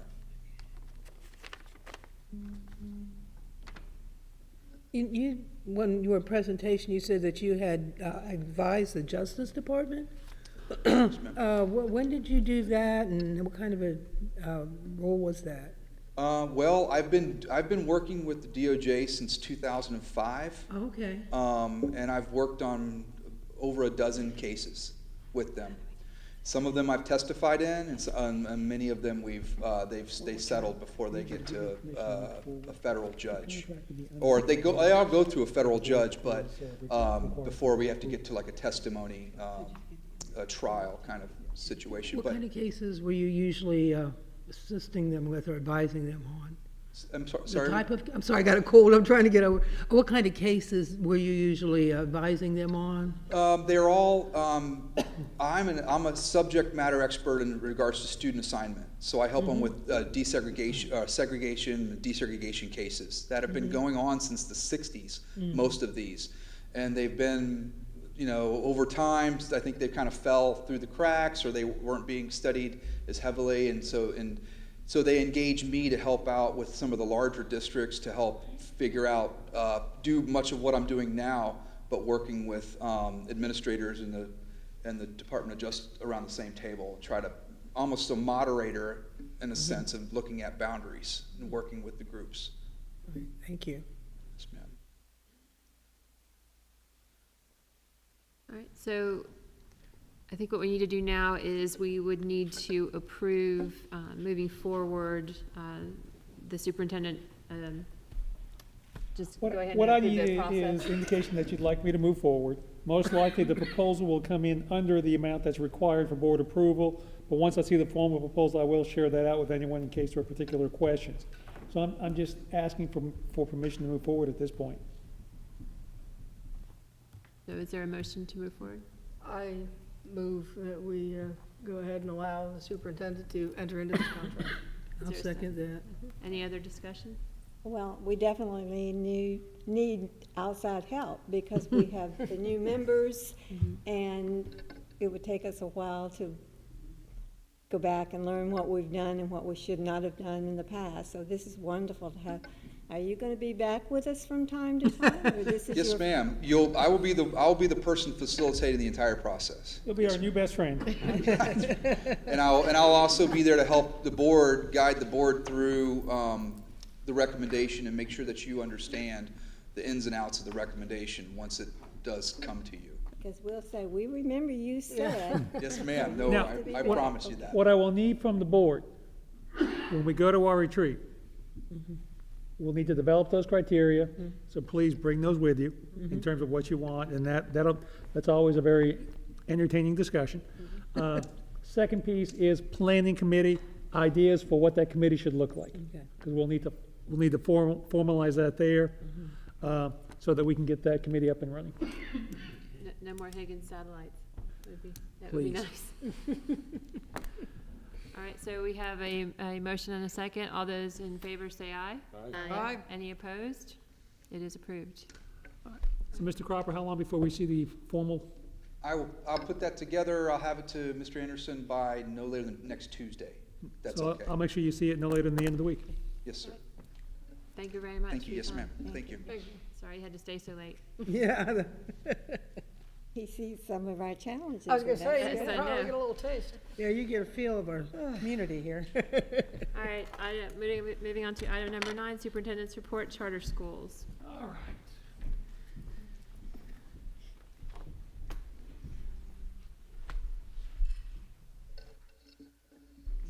right. With 4 new board members, I thought it was just a good time to have a discussion about what constitutes a charter school and what the impact is on our county. This is not a good or bad report on charter schools. That's not what I'm really wanting to do tonight. So this is primarily some good information, particularly as we head into budget season, because it impacts our budget. So what's a charter school? They are tuition-free public schools exempt from most of the rules and regulations. There is an advisory council that's approved by, and charter schools are approved by the State Board of Education. That charter advisory council has gone through several iterations. I actually served on the second iteration of that council, probably 6 years ago. Charter schools are funded with taxpayer dollars, and they're governed by both private and non-profit organizations. And I'll go into a little more detail on each of these. And at any point, please stop, and I'll try to give you more clarification. North Carolina legislation, they were first ratified in 1996. And at that time, there was a cap of 100 schools. And by the early 2000s, that number had leveled off around 90 schools, and it stayed there for a while. But in August of 2011, Senate Bill 8 removed the cap on charter schools. So that by January of 17, there were 168 charter schools operating in North Carolina, including 2 virtual charter schools.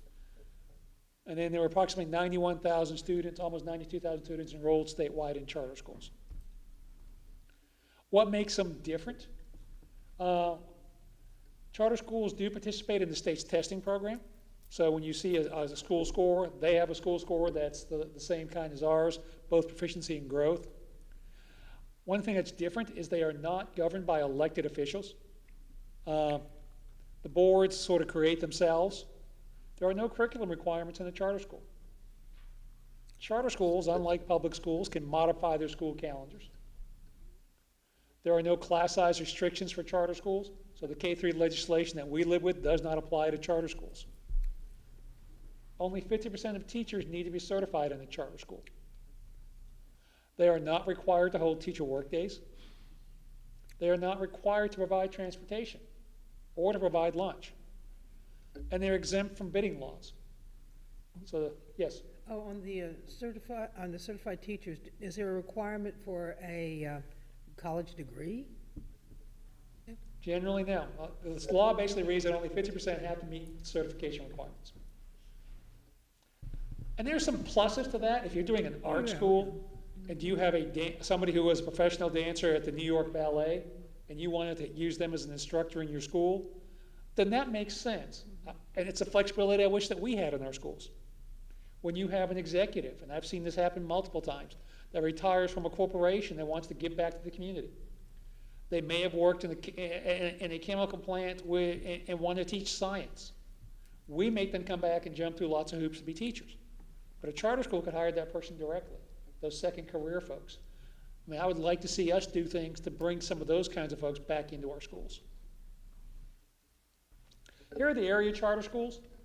Charter Day is across the river. It's not actually in ours, but that's probably the one out-of-county school that we send students to. Cape Fear Center for Inquiry is probably the oldest one that's in the county. Ms. Eastep, I think you were on that founding board, weren't you? I was the treasurer. Yep. Coastal Prep, that's the one up near Pender. It's been in 17, Glow 16, Isla Montessori 13, then Wilmington Prep has been in existence since 2007. And you can see what their current enrollments are. You can see their demographic data, so when you look at it, you can compare it to ours, and I'll show you a couple of slides on this as we roll through it. Most of these schools are generally elementary or K-8. I will tell you it's easier to start a K-8 school simply because you have one teacher for the class. High schools are a little more difficult because you've got to get into the different class structures. Athletics play a role in high school that may be a little difficult for some school. So most charter schools are K-8.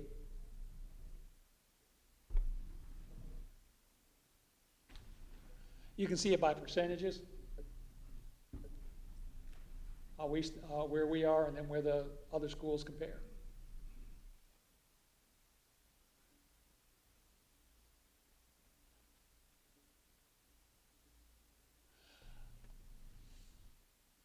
This is for students with disability and those that would be education disadvantage.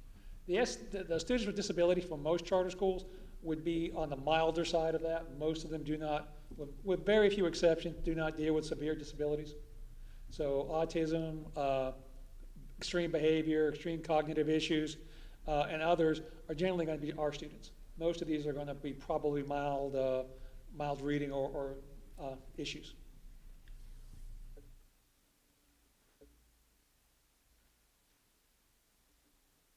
And this is the enrollment data for the schools.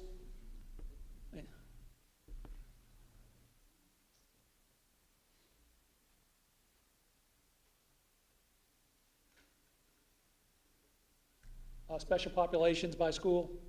Again, EDS would be economically disadvantaged. Free and reduced lunch typically. We do provide lunch service to 2 schools, Douglas Academy and Glow. They contract through our food and nutrition department to do that. Charter schools can access federal programs if they have students who qualify. So they could, some schools could apply for Title I funds or apply for meal reimbursements on child nutrition. We actually have a private school downtown, St. Mary's, who participates in some of our Title I programs. This is data that we collect internally. It's probably the data that frustrates me the most sometimes, and that's what I call the return rate from charter schools.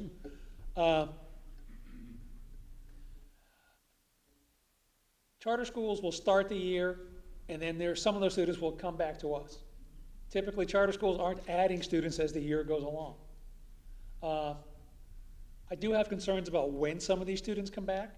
They seem to come back right after the census for the school that they send to the state, or right before testing. So you can see those return rates. School performance, you can see where the schools rank. Like I said, Charter Day is not ours. Most of their students are at Brunswick, but that's the one we send. We do send some across the river. And you can see most of them are C and D schools. None of the schools would rank top 10 in our district, or probably top 15. Where do you get that data from? It's public data. They have to. Their data is online, just like our report card data is. Karen Green in our testing department put this together for me on the testing data. Percentage of district students attending, and you can see we've got about 5% of our students attending charter schools. That's, with 6 charter schools, that's about typical for a district our size. Brunswick County has 9% of their students. That's a fairly large percentage. Durham probably is the district that has the largest percentage of students who attend charter schools. They've got lots of charter schools there. That's about the same percentage as you would see if you looked at homeschool, and a little more than what you would see in private schools. If you think of us as a piece of the pie, our public schools make up about 85% of all students in Hanover County, and then charter schools, private schools, homeschool make up the other percentages. And homeschool is actually the fastest growing group, and that's a trend statewide. Similar data you can see, it's just the enrollment, just a nice pie graph. In the enrollment analysis, you can see where they are over time. Slightly larger growth heading into 17-18, 18-19, and that corresponds with the opening of a couple of schools, which would make sense. Charter school funding. This is the question we get a lot. The state funds are allocated directly to charter schools. And they get it's based on the ADM in each county. So and that's, for us, it is $54.19 per pupil. If it's a student with disabilities, that's an additional $46.64. Funding increases due to growth beyond the state's allotment, and it's pulled back from our LEAs at mid-year. Mary Hasley, you want to explain that one? The state assumes that if a charter school increases enrollment beyond what the state had estimated for them, that all those students came from the county the charter school resides in, which may or may not be true. It all works itself out the following year, but in that year, we will have a reduction of our funding in order to increase their funding. The way it would work between LEAs is that just statewide, they would look at who's growing and who's going down and adjust funding appropriately up or down. But with charters, it just automatically is a reduction to us, even if some of those students came from homeschools or another county. And talk about how the impact of that student who comes back to us after a certain day impacts us. Yeah, so one of the things that we're required to do is have a consistent date on which we allocate county funding or any local funding to the charter schools. And so we have determined to use our first month or 20th day enrollment. And if a child withdraws after that date, we will continue to pay the charter for the entire year for that funding. Just as if one of our students withdrew, you know, we would be able to keep the local money as well. So that there's a magic date after which we have the students, but they have the money, and it's a little tricky.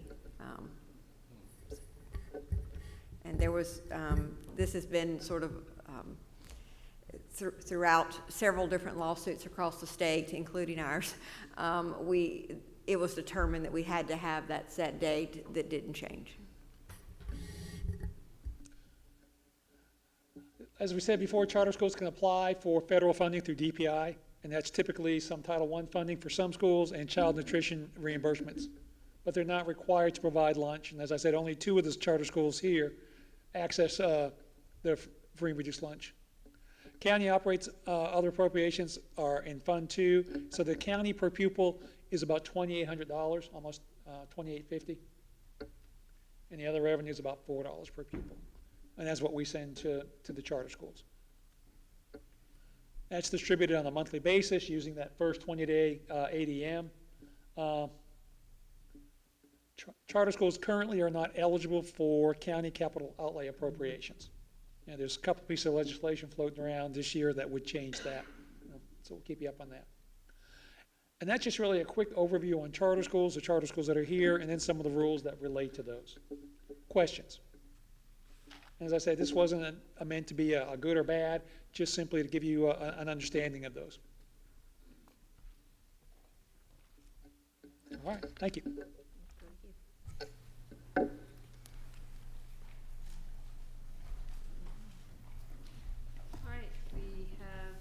Covered item number 10, so we're moving on to 11 committee reports. Item A, Hannah Block Committee, Dr. Smith. Yes, New Hanover County Schools takes great pride in its partnerships with various groups and organizations that work to enhance the learning opportunities for our students. And tonight we will have Jackie Booth, who is our Arts Education Supervisor, update us regarding our partnership with the Hannah Block Committee. Hi, folks. To give you a little bit of context, the Hannah Block Committee is a committee of interested citizens and appointees like myself who tried to aid the Thalian Association Community Theater, who are the managers of that building, in bringing members of the community into the building in diverse and interesting ways in order to utilize that facility for the community and get as many folks through there as possible. Some of the things that we've done in my time on the committee is to increase our partnership with the Thalian Association Theater Group, Thalian Association Children's Theater, or TACT, as I'll call them, to kind of shorten this up a little bit. They do a season of shows every year that are grant funded. In the past couple of years, we have partnered with them as a school system to add to their grants free field trip shows to our Title I elementary schools. So every show that they produce, they do a number of daytime shows that are also have cast members that are our students as well in them. And those are provided free to our Title I schools. So schools that have been involved in the past couple years have been Bellamy International School at Gregory, Snipes, and Rachel Freeman. And we are looking to expand that number next year and in the seasons coming up. We cannot provide transportation costs, so sometimes schools are not able, principals are not able to do that, but we do provide that free opportunity.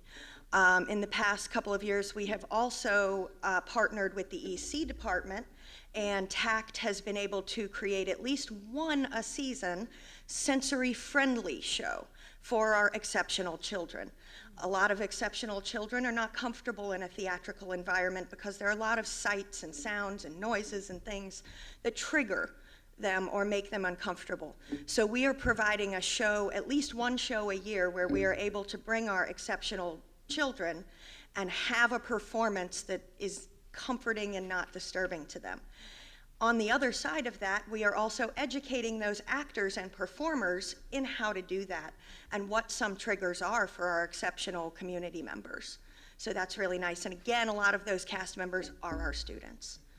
Also, we are bringing a new all-district arts event this year. As many of you know, we have an annual mall art show that displays our K through 12 art. But what that doesn't allow is for us to show some of the exceptional ceramics work that occurs in our county because it's not safe at the mall.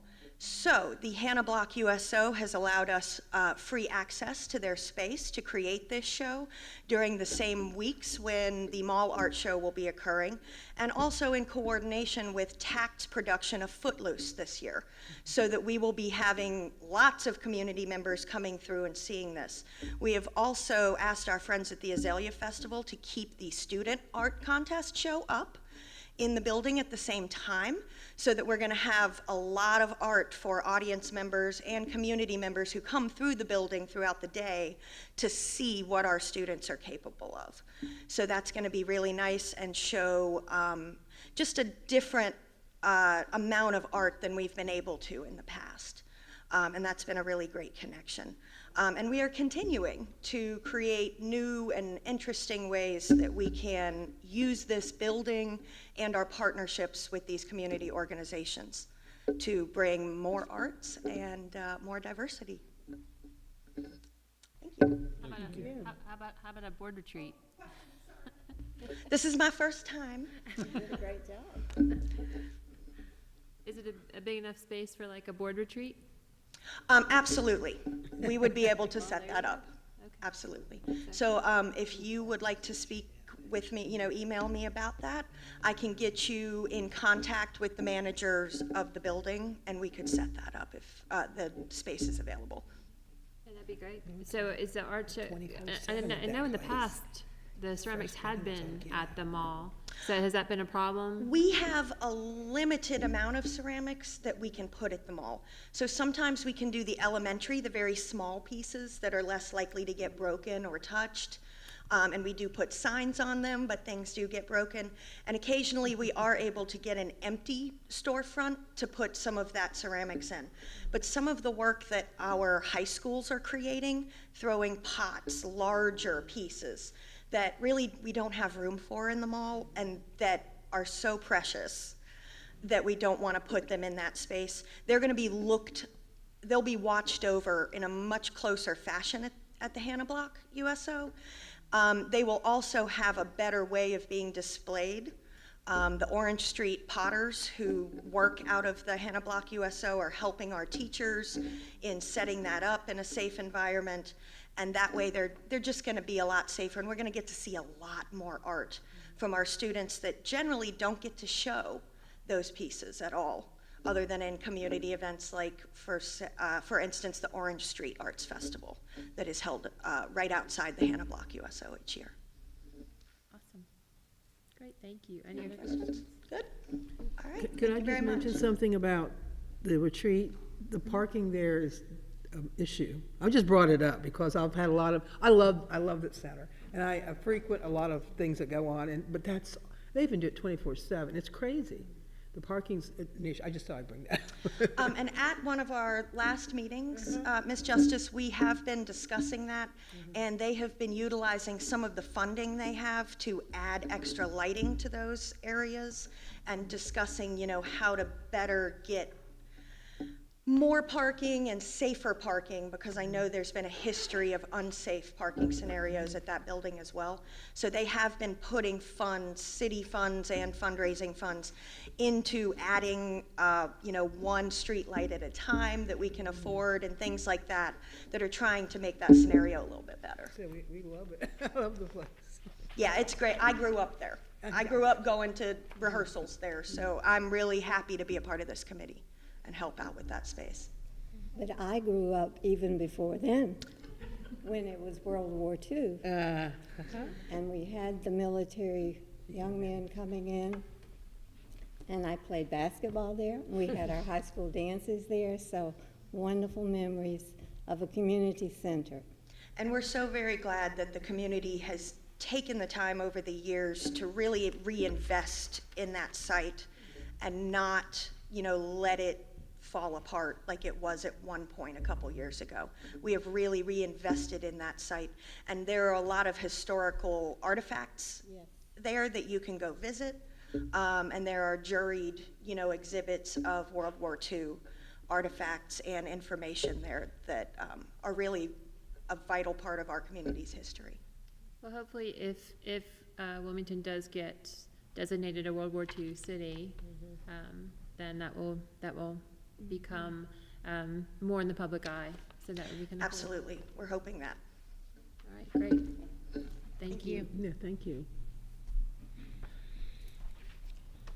It is not listed under committee reports because I failed to turn in a summary to Ms. Adams, but I do want to briefly mention that the Title IX committee did meet last week, and we had a very productive meeting, I felt. We have broken into 3 subcommittees. The subcommittees are Policy and Procedures, which is led by Amber Resitar from UNCW, Education, which is led by Kristen Jackson from New Hanover County Schools, and then Resources, which is being led by Amy Feith from the Carousel Center. So we had such a great whole group discussion around data and some of the education that is taking place in the school system. We didn't have a lot of time for the subcommittees to meet, but we will meet longer during our next meeting. But I think a really good discussion. We have a lot of interested parties involved, about I think 24, and those individuals are listed on our website. So thanks to Ms. Brinson for that work on that. And so yeah, really good information really good discussion going on. So do you have anything to add, Mr. Billiard? No, I just echo that. We're really making some wonderful progress on that committee, and I think we have a really good group, and I expect great things going forward. All right, great. Any other committee reports from anyone else? All right. Item number 12, consensus items. Item A, personnel, Appendix H, Dr. Welmers. Thank you. Excuse me. Thank you, Madam Chair. Request the board approve the personnel matters as presented. Move for approval. Do I hear a second? Second. All those in favor say aye. Aye. Any opposed? They are approved. Thank you, Dr. Welmers. Moving on to item B, budget amendment number 7, Appendix I, Mary Hazel Small. Thank you, Madam Chair. I request the board's approval of budget amendment number 7 as submitted. All right, is there a motion? Move for approval. Is there a second? Second. Any discussion? Hearing none, all those in favor say aye. Aye.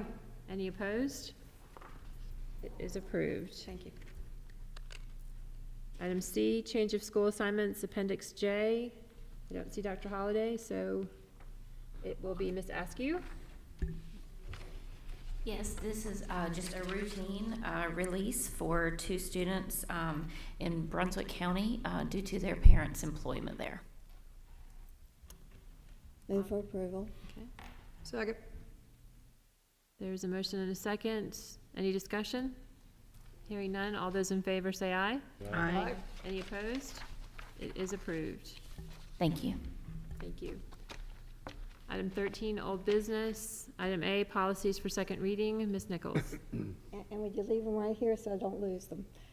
We have 7 policies here, and while we discussed them in depth at the last meeting, I'd like for Dr. Welmers, if he would review those from his division, please. Yes, ma'am. I'll be glad to. We're looking at policy 6235, which covers teacher contracts. That's a new policy. Establishes teacher contracts between 1, 2, and 4 years. Has a criteria that the teacher must meet in order to gain up to a 4-year contract. It runs pretty much the same as a number. 6236, which is teachers without career status. The two match up, sets the bar higher for teachers to meet the career status after giving several years to both receive help, professional development, and encouragement to get where they need to be to have the licensure met and the contract met. So the two policies basically mirror each other in that regard. It does set the bar higher for our teachers. We expect more from the teachers, and frankly, typically they're giving us that.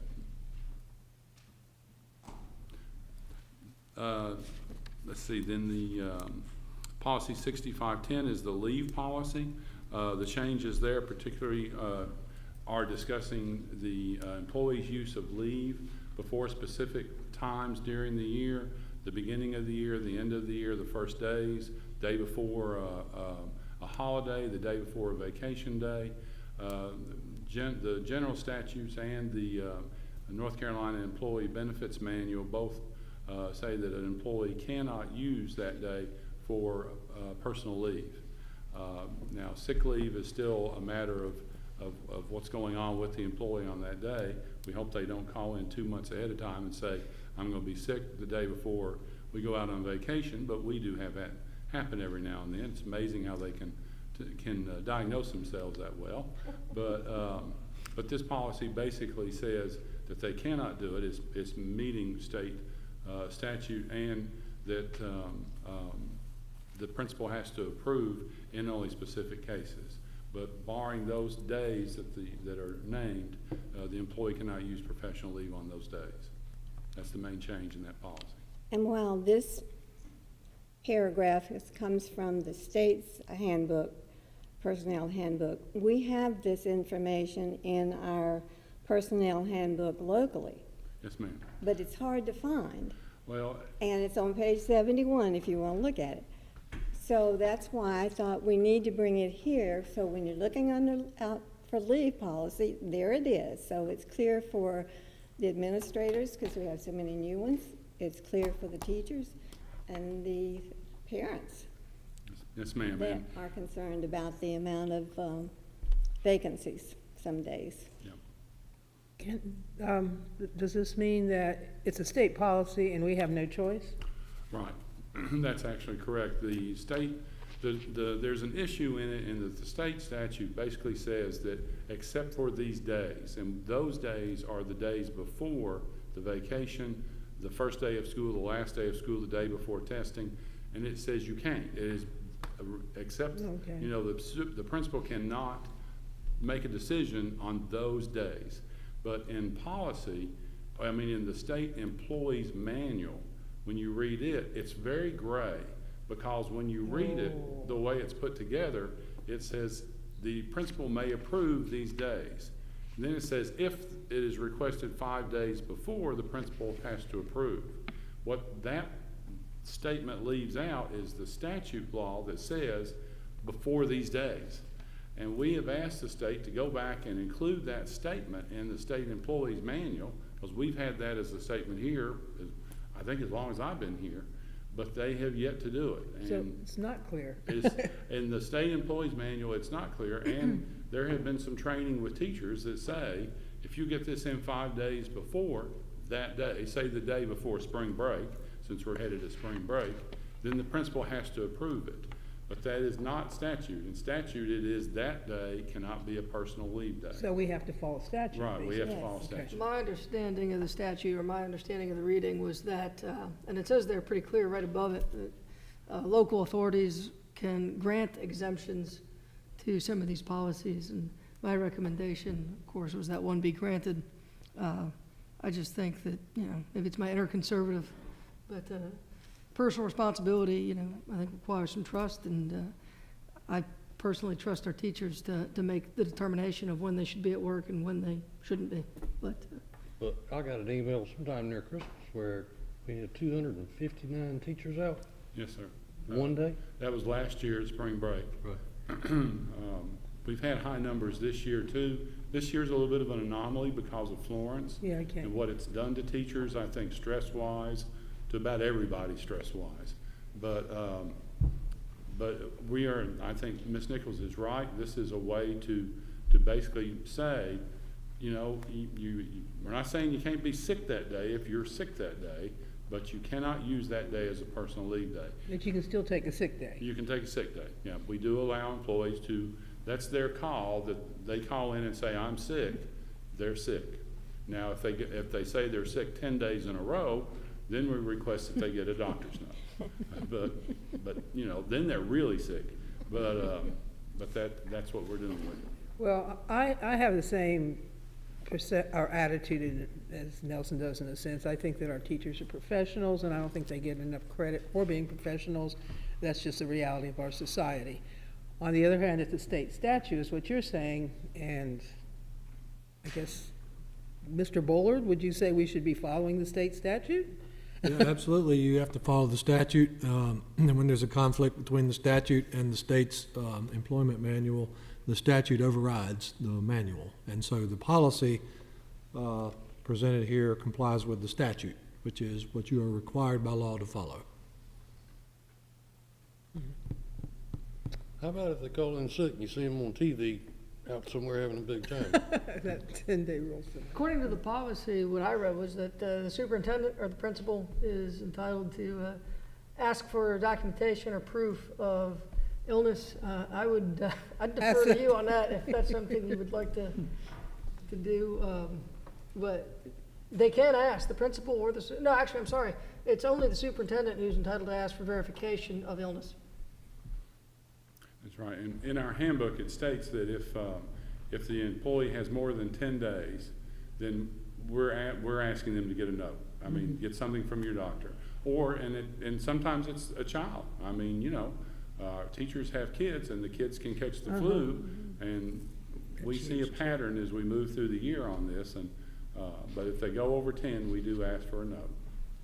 10 consecutive or just 10 days period? We have done both. If what we look for in the 10 days through the year is a pattern. For some reason you missed every Friday for the last 3 months, we're going to ask for a note. If it's, you know, all in and out, principal saying that their son has had a recurring case of the flu, which has occurred this year, they need to take care of their son, number one. So we do take this on an individual basis when we need to. And I would tell you, 95+% of our teachers, they do what they need to do. You write policies sometimes for the 5%. And this is one of those policies that is really is that 5%er policy that the folks that want, that you gotta have something in place for them. Because like I said, our teachers, they're committed to what they're doing. But every once in a while, like I said, there's a small percentage that sometimes you gotta write policies for that small percentage. I would be curious if you could send, after this policy goes into effect, if you could send me next year the numbers on sick days. Sick days. It'll be sick days. You want me to send them now for the numbers for next year?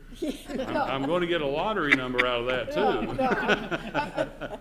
I'll send you a reminder. We'll give you some data. If you remind us, we'll give you some data next year. I just am curious to see the impact of the implementation of the policy. Well, we certainly don't want anyone to come to work if they are sick and contagious. But I remember when I first came back to Wilmington, they were giving out T-shirts to teachers for 100% attendance for the whole school year. Yeah. And I thought, wonder how many drug themselves to work and kids do that too. Yeah, those perfect attendance awards, they're really cool for 12 years, but you wonder, was he a little too sick to come in one day? It might have been. But who did they infect? When I taught in Charlotte-Mecklenburg in the 70s, this policy was in place. Yeah, this has been on the books a long time. It has. It was, when I came to North Carolina, this was on the books, and which was different than Virginia, and so I started doing this one, but it's been on the books. It has been known by teachers for a long time. Yes. So it's not that we're trying to penalize, we're just trying to educate, as they are trying to educate. That's right. Okay, thank you. So let's see, how far along did you get, Dr. Welmers? I did my 3, I think. Oh, okay, good for you, thank you. So the next series comes from Dr. Smith's division. Yes, we have 4 policies for review. Policy 7442, second language proficiency, simply adds additional language in the policy that updates it to reflect our students that are moving through our K-8 immersion program. Policy 7410, grading system. It is adding additional language to bring it in compliance with state board policy regarding more specific information about credit recovery. We were offering credit recovery previously, but it looked different at different high schools. So this policy just clarifies that for the district. Policy 7447, graduation ceremonies, adds the ability for students who are active duty military to wear their dress uniform to that graduation ceremony. We want to be able to honor, recognize, and celebrate those students, so by allowing them to wear their dress uniform. And then policy 8212, student attendance, and though it is in the Student Support Services Division, we are recommending a change to this policy that removes language in regards to a student having an attendance failure. And specifically what that is we were having students who were passing the course, but because of so many absences, they were losing that credit. And we were losing hundreds of credits during the course of a semester, and we do believe that that was contributing to, or we do believe that that could be a factor that would contribute to as students being more likely to drop out of high school. Thank you very much, Dr. You're welcome. Wilmers and Dr. Smith. So, Madam Chair, if you would get these approved, please. Do we want to take these as a group or take them individually? I think we can take them as a group since we've heard all and had an opportunity to ask questions or give comments, if that's okay with the board. All right, so I would ask for approval for policy numbers 6235, 6236, 6510, 7410, 7442, and 7447, and 8212. Do I hear a motion? I'm fine with the other policies, but I'd like to vote on 6510 separately. All right. So So you're gonna vote on all policies all except for policies except for 6510? 6510. Do I hear a motion? Moved. Second. All those in favor say aye. Aye. Aye. Any opposed? They are approved. Now for policy 6510, leave policy, do I hear a motion? So moved. Do I hear a second? Second. Any discussion? All those in favor say aye. Aye. Aye. Any opposed? No. So it is 5-1. 5-1. All right. The policy is approved. Item number B, New Hanover County Schools fee schedule. Valita, do you know how long this would take to discuss? Because we can, if it's okay to the board, we can table this, given the time. Oh, wow. Are we okay with, is everyone okay with tabling this till next time? Absolutely. Next month? Absolutely. Okay, all right, so. Thank you. We will move to table this until, next month. So, sorry Table to it, have table you- it once already, Yeah. another month won't matter. Caress, I had her here all night. We don't want to hurt your feelings, know. but we appreciate it. We'll put it at the top of the old business We for will. next month. Thank you. Yes, all Sorry, right. Caress. New business, item A, change order to CMR agreement for Noble Middle School renovations, Appendix M, Eddie Anderson. Thank you, Madam Chair. This is a change order to the construction management at risk agreement for Noble Middle School. This project is part of the 2014 bond.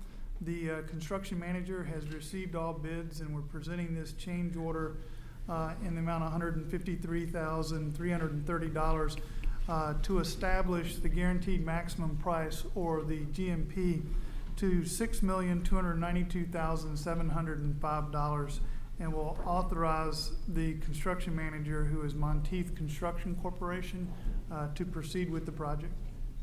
We're asked for your approval. So moved. Do I hear a second? Second. Any discussion? Hearing none, all those in favor say aye. Aye. Any opposed? It is approved. Item B, easement and conveyance agreement with Cape Fear Public Utility Authority for the new Blair Elementary School, Appendix N. Eddie Anderson. Thank you. This is a easement and conveyance agreement. It's associated with Blair Elementary School for Cape Fear Utility Authority.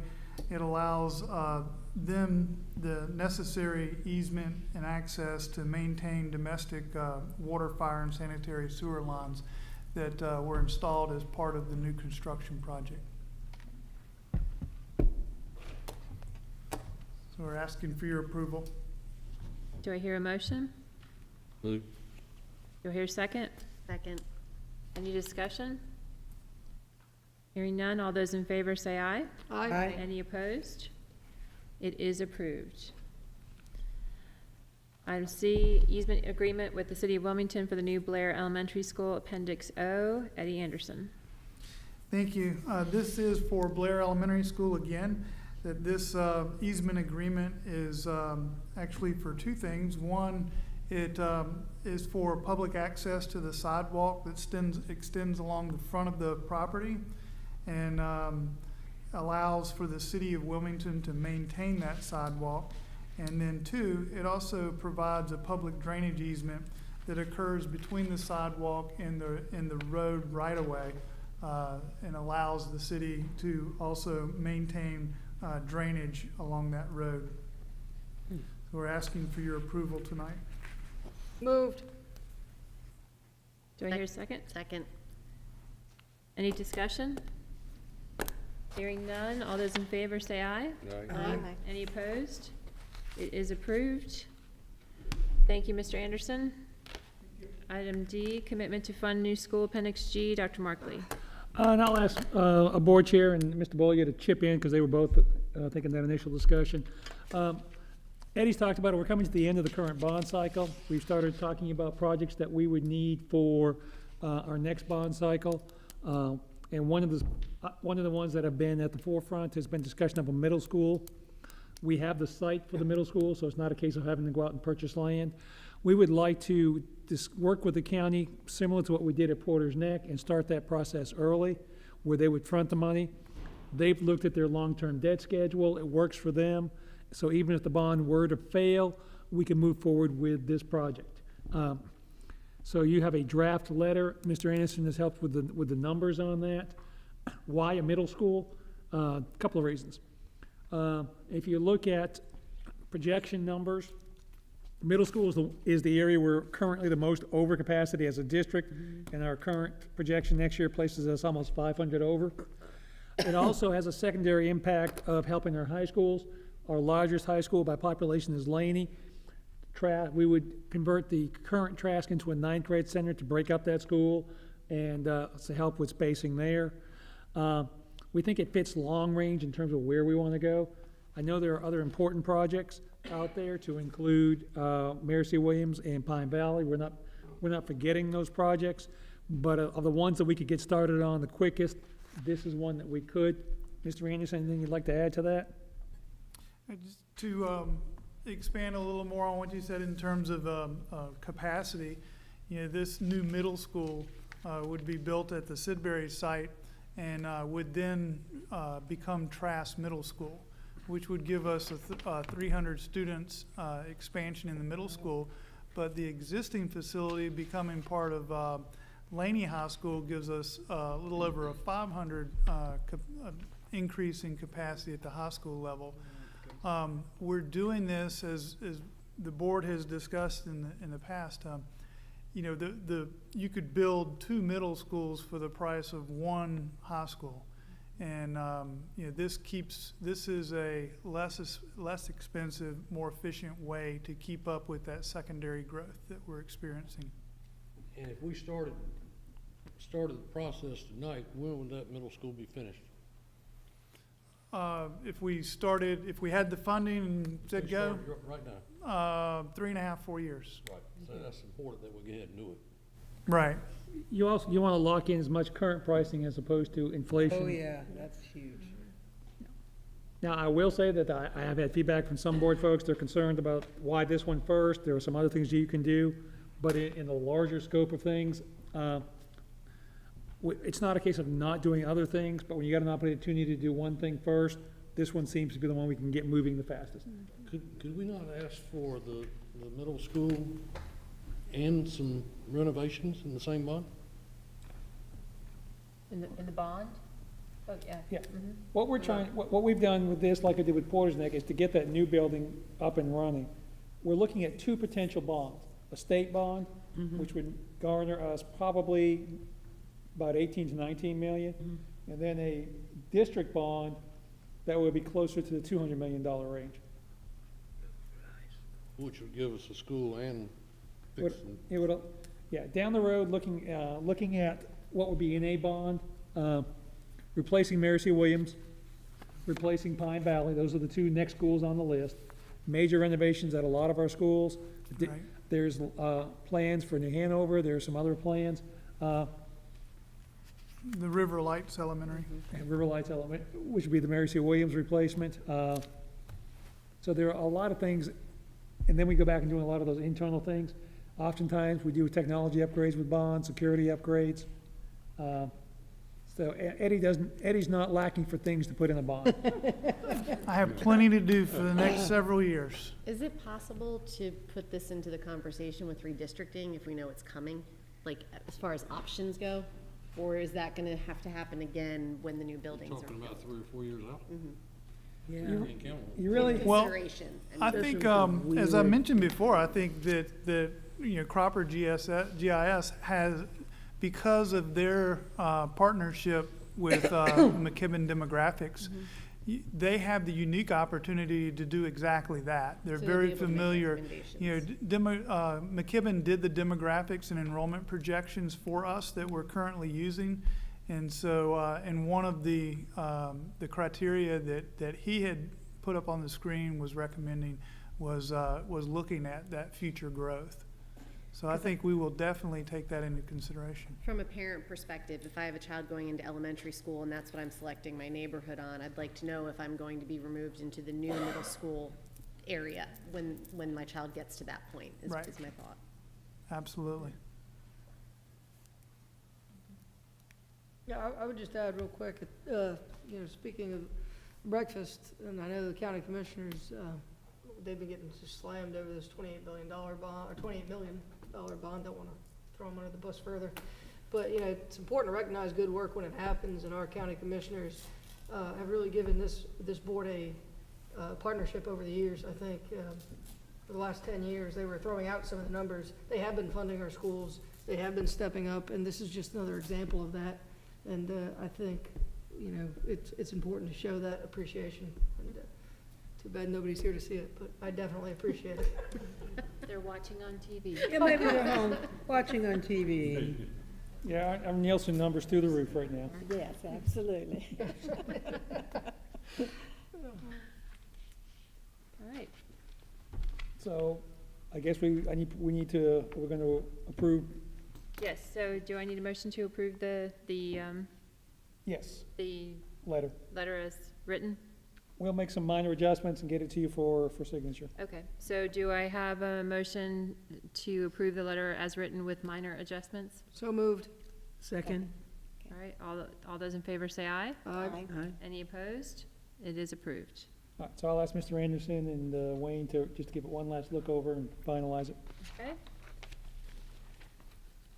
Item 15, does anyone have any correspondence they wish to share? Just two small things. One, I got an email from a gentleman, or actually I was at the Board of Ed building up in Carolina Beach Road, and this gentleman named Mike Reese has a program called Bikes for Free. And they give bikes for free to children, and they want to target 75 to 100 of our most at-risk students. The students write an essay, and they are awarded bikes, and most of the students who go don't know if they're getting the bike or not, but they've done this in a number of other counties. They did it in Guilford, It looks like a really special program. I've asked Mike to drop off some packets for the board to Tabitha tomorrow. So hopefully we get those by Thursday or at least next week. But this is definitely something I'd like him to come and present on, and I'd like the board to consider. If we can get free bikes to 75 of our most at-risk students, I think that would just be a blast, and it's a wonderful opportunity. And then the Science Olympiad director, I don't know, I can't remember the gentleman's name, but we just had Science Olympiad for my daughter's schools. I would really like at the next board meeting to get these guys some recognition. They give up 2 full Saturdays and they have these kids pumped about science. They do such a wonderful job, and I'd really like them to be recognized for it. They don't get paid anything extra. It's just they love science. They love working with our students, and I don't know how we would do that, or if I'd have to make a motion for that. But I like to recognize good work when I see it. Bless you. Thank you. So is that something that? Talk to Ms. Quattlebaum as we do our recognitions. Be happy to, Science Olympiad is one that we would be happy to come in and talk a little bit about. So if we have those kinds of suggestions, she would be the person we need to speak to? Yeah, for Because that there's- section that does the recognition. Just remember, folks, it's 10 o'clock now. Yeah. I'm not talking about another thing. Thank you. And I would caution, the bike program, I've seen it, taking a quick look at it, it looks good.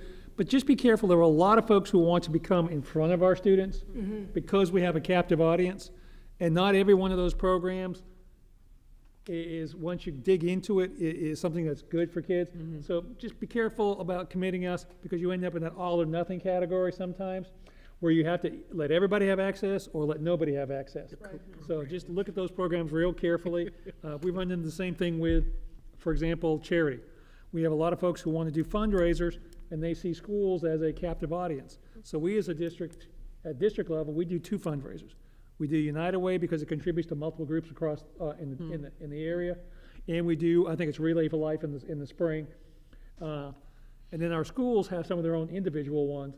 But don't be surprised as folks will come forward, because we have that captive audience of adults and students sometimes, to try to just look at all those programs very carefully. Well, I asked him to bring one for you, and maybe you could share that with I've got Ray it. as well. I'm looking Oh, at you it. got it? Okay. Did you bring him a bike? I got a bike. Don't need another. I got a couple of those. I think you might be in line for one. All right, anything else? Moving on to announcements. 16, item 16, the New Hanover County Board of Education will participate in Head Start program governance training on Tuesday, April 9th, 2019 at 3:30 p.m. in the Board of Ed Center. The New Hanover County Board of Education will hold a budget work session on Tuesday, April 9th, 2019 and April 23rd at 4 p.m. right here at the Board of Ed Center. Policy Committee will meet on Tuesday, April 23rd at 3 p.m. at the Board of Ed Center, and the next regular meeting of the New Hanover County Board of Education is scheduled for Tuesday, May 7th, 2019 at 5:30 p.m. right here at the Board of Ed Center. I would now ask for a motion for us to go into closed session pursuant to North Carolina General Statute number 143-318, 11A36. Well, I mean, the items that we've got to cover are fairly quick. If you wanted to do them after the budget work session on Tuesday, we could do it. If you wanted to postpone them until Tuesday, we can do that, or we can do it now, either way. We could do it on Tuesday. Well, that's my suggestion.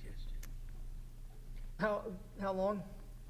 One's I got to update you on two personnel issues, and then Wayne's got one just quick legal update. You can do it now or then. Either way is fine.